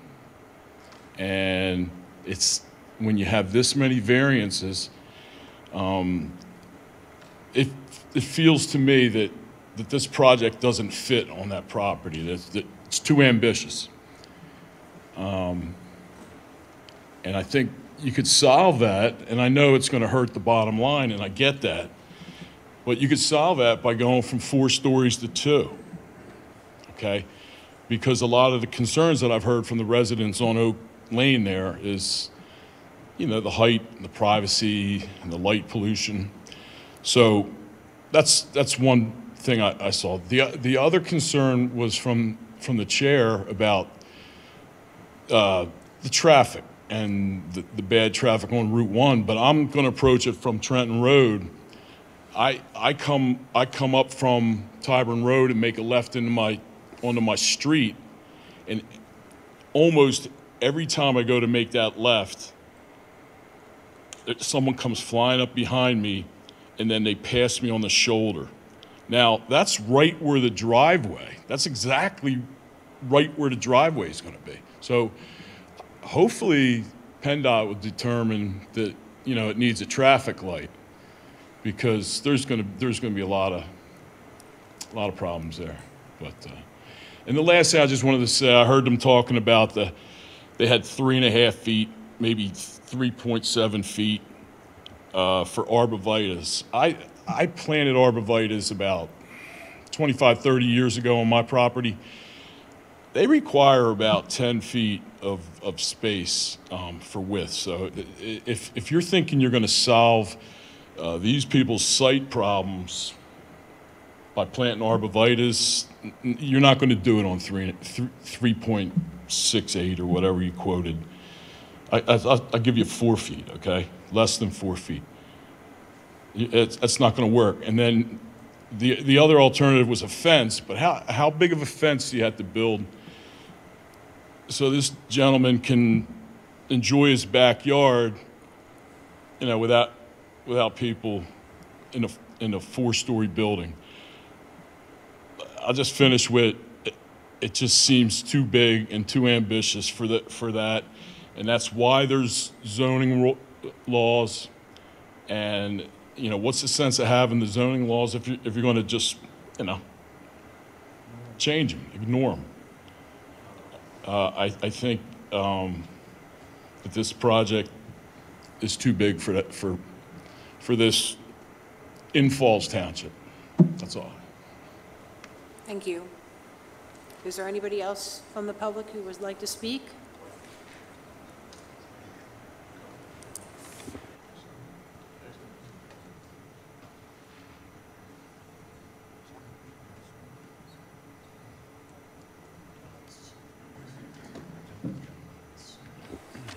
I don't see anybody else from the public who wants to speak at this time. Is there any other questions from the board that they would like to add or question?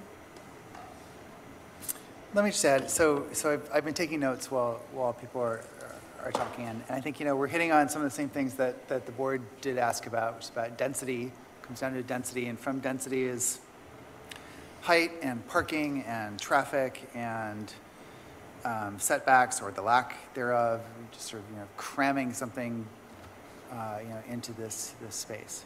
I think that the challenge for me, I'll just say, you know, just for me is to figure out, you know, what is a property owner's fair use of the property that they own or are about to own, given the laws. So that's what I'm wrestling with, and I appreciate everyone's comments, because I think they're all sort of circling around some of the same issues. And I also appreciate the presentation that was made and the information that was given, and how we talked about you know, HC versus NCR. I did look it up. Keith looked it up for me. Thank you. That, you know, you know, under, you know, were this property zoned NCR, the maximum height requirement would be 30 feet. So you would be asking for that variance for, you know, for the height of this too. So, you know, I appreciate the argument that to do something with this property, to develop it, which is, someone said, oh, there's really nice trees, and like, well, you know, we've seen the pictures, you know, it was also called a junkyard, I think, by the same person. So I think we'd all like to see something done with this property, to have it not be a junkyard. I know the township supervisors are interested in dealing with blight in the community. I don't think anyone likes to have blighted properties in their community, especially as neighbors. I'm guessing that doing something good with this property is going to increase your property values, not decrease them, as opposed to leaving it as is. So I'm trying to weigh all of those things together.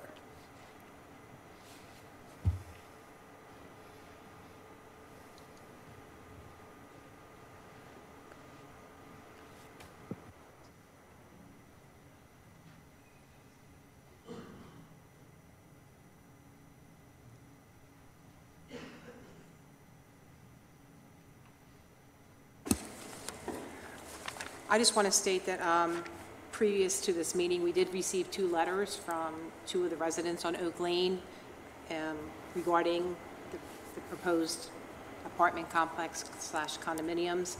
I didn't know if you noticed, Mr. Duffy. I didn't know if you had a chance to read them, but I have them here. One was from Danielle Tomlinson, and one was from Kayla and Kyle McCauley. So no, these are actually mine that I have. I didn't know if you wanted to read them and see what they said, or, and then from that.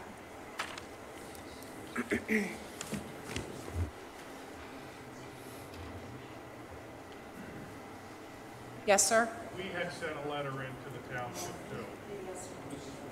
I don't know. You have to come up to the front, I'm sorry.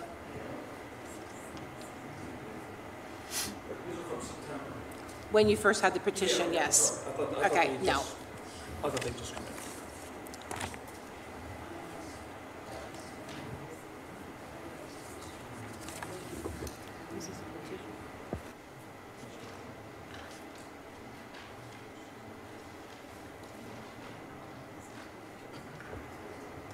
Sir, can you come back up?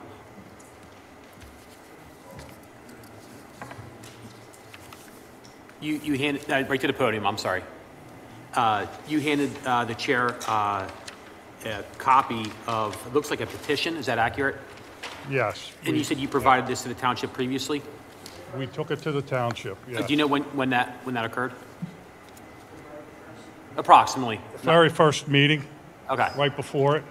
All right. What I'm going to do is I'm going to turn it over to Mr. Duffy so he has a chance to look at it before the board looks at it also, so he can address it. Okay. And then after he looks at it, the board then will take a look and they'll address any concerns. If you don't mind handing that to Mr. Duffy, the attorney. And could you state your, when you get back to the podium, could you state your name and address? Thank you. My name is Carl Newton, C-A-R-L-N-E-W-T-O-N. I live at 15 Oak Lane, and I own the property of 12 Oak Lane on the same street.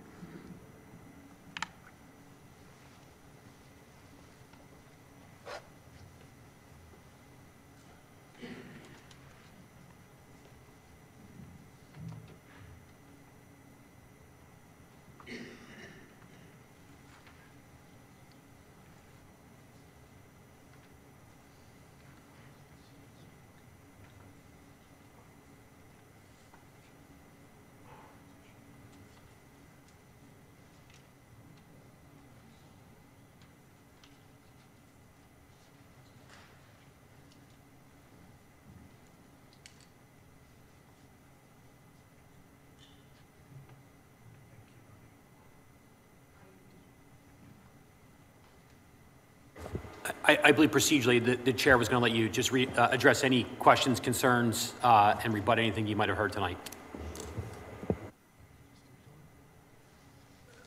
A couple things. Well, first with there was the emails that you referred to from back in September of 2023. Our team met with those individuals and did address concerns that they raised. As part of it. I think that was from the very first meeting we had. So that's something that we did. We did meet with them, did address it with them previously. On the issue of, there's been a lot of talk about traffic. It's important to point out, as Mr.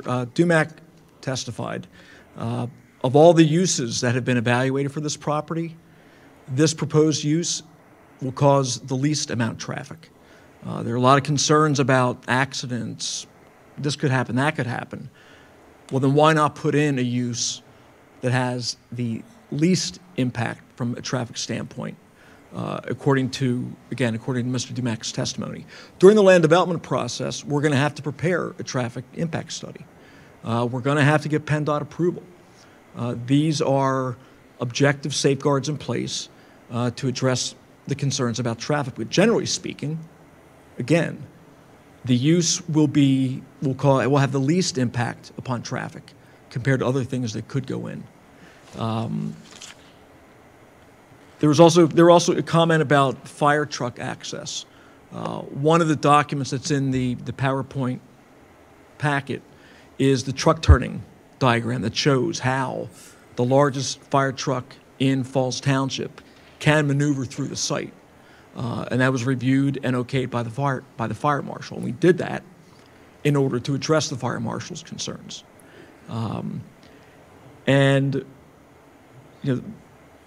One final point, and it is a primary legal point, but this whole thing with the paper street, it's only one half of it that's in play. The other half remains where it is, and it does not get developed. For instance, the driveway that they have, that goes across part of that, but that's not part of this project. That would not adversely impact at least that driveway. And that's all that we have tonight. Thank you.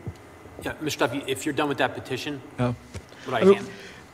I do have concern. This petition, there's no indication as to who the people are. They're just signatures.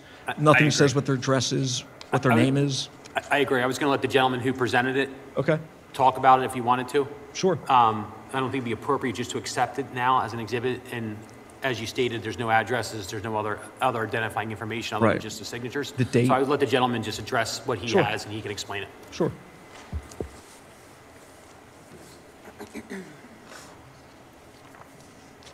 All the names that are on that petition are all residents on Oak Lane. That's where all those signatures came from. Everybody on Oak Lane.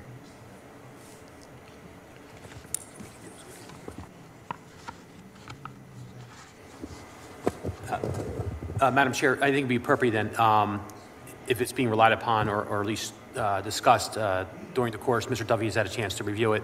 Mr. Duffy, is there any objection to making it or marking it as a board exhibit at this point? We would have an objection again. Okay. All right. Sure. Okay. Okay, if I go get another petition and I go to each of my neighbors and have them put their address on it, can we submit that?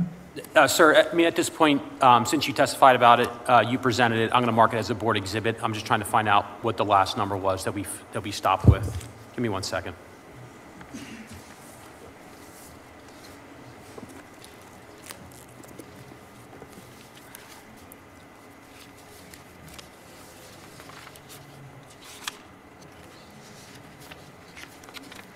Madam Chair, instead of waiting for me, I can go back on the record at the right time once I find where I left off, so you can proceed. I'm sorry.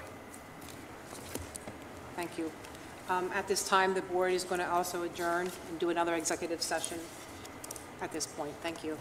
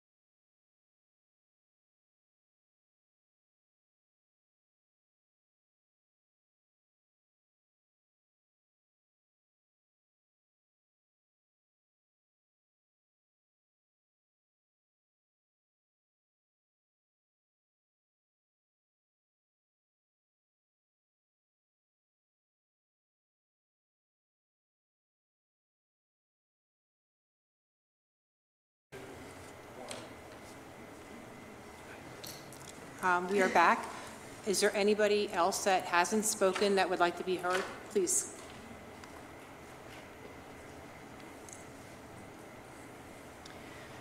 My name is Danielle Tomlinson, and I own 11 Oak Lane. And my back half of my property is a separate parcel, and it's Highland Avenue. So if you get rid of the paper road, you're not allowed to cut through somebody's property in Falls Township, so you couldn't use my driveway to Oak Lane to get to the back part of my driveway. I would have to come up the paper road if something was to be built there. So if you take away the paper road, then you're landlocking my property. You're making it useless. I'm just trying to say, if I was under the impression that if somebody does something with that property, they must install the paper road. That's what we were told. So this plan completely gets rid of it as if it was never there. So that's not putting it in, that's erasing it. So that's my concern, along with the numerous other ones that I won't bring up again. Thanks. Mr. Duffy, did you want to address that again, or no? Okay, that's fine.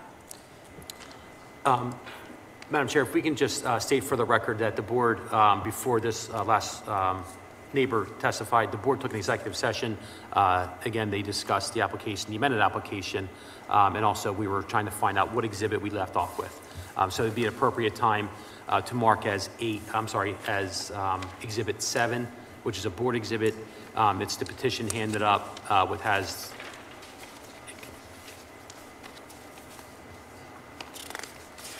It's 5 pages. The last 3 pages contain signatures. The first 2 pages are typewritten. This is the first time that the board has seen this as presented by the resident. I explained to Mr. Duffy I will scan this in and provide him a copy of this tomorrow. Thank you. Do I have a motion from the board?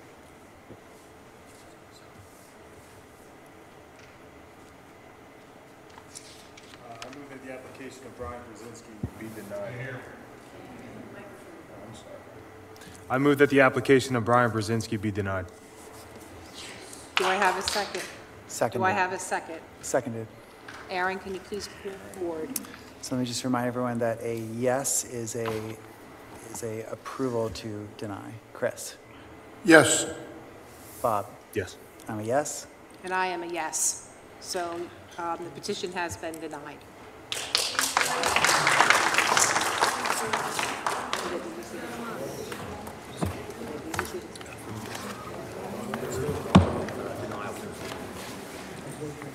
If there's nothing else, is there a motion to adjourn the board? Motion to adjourn. Is there a second? Yes. All in favor? Aye. Aye.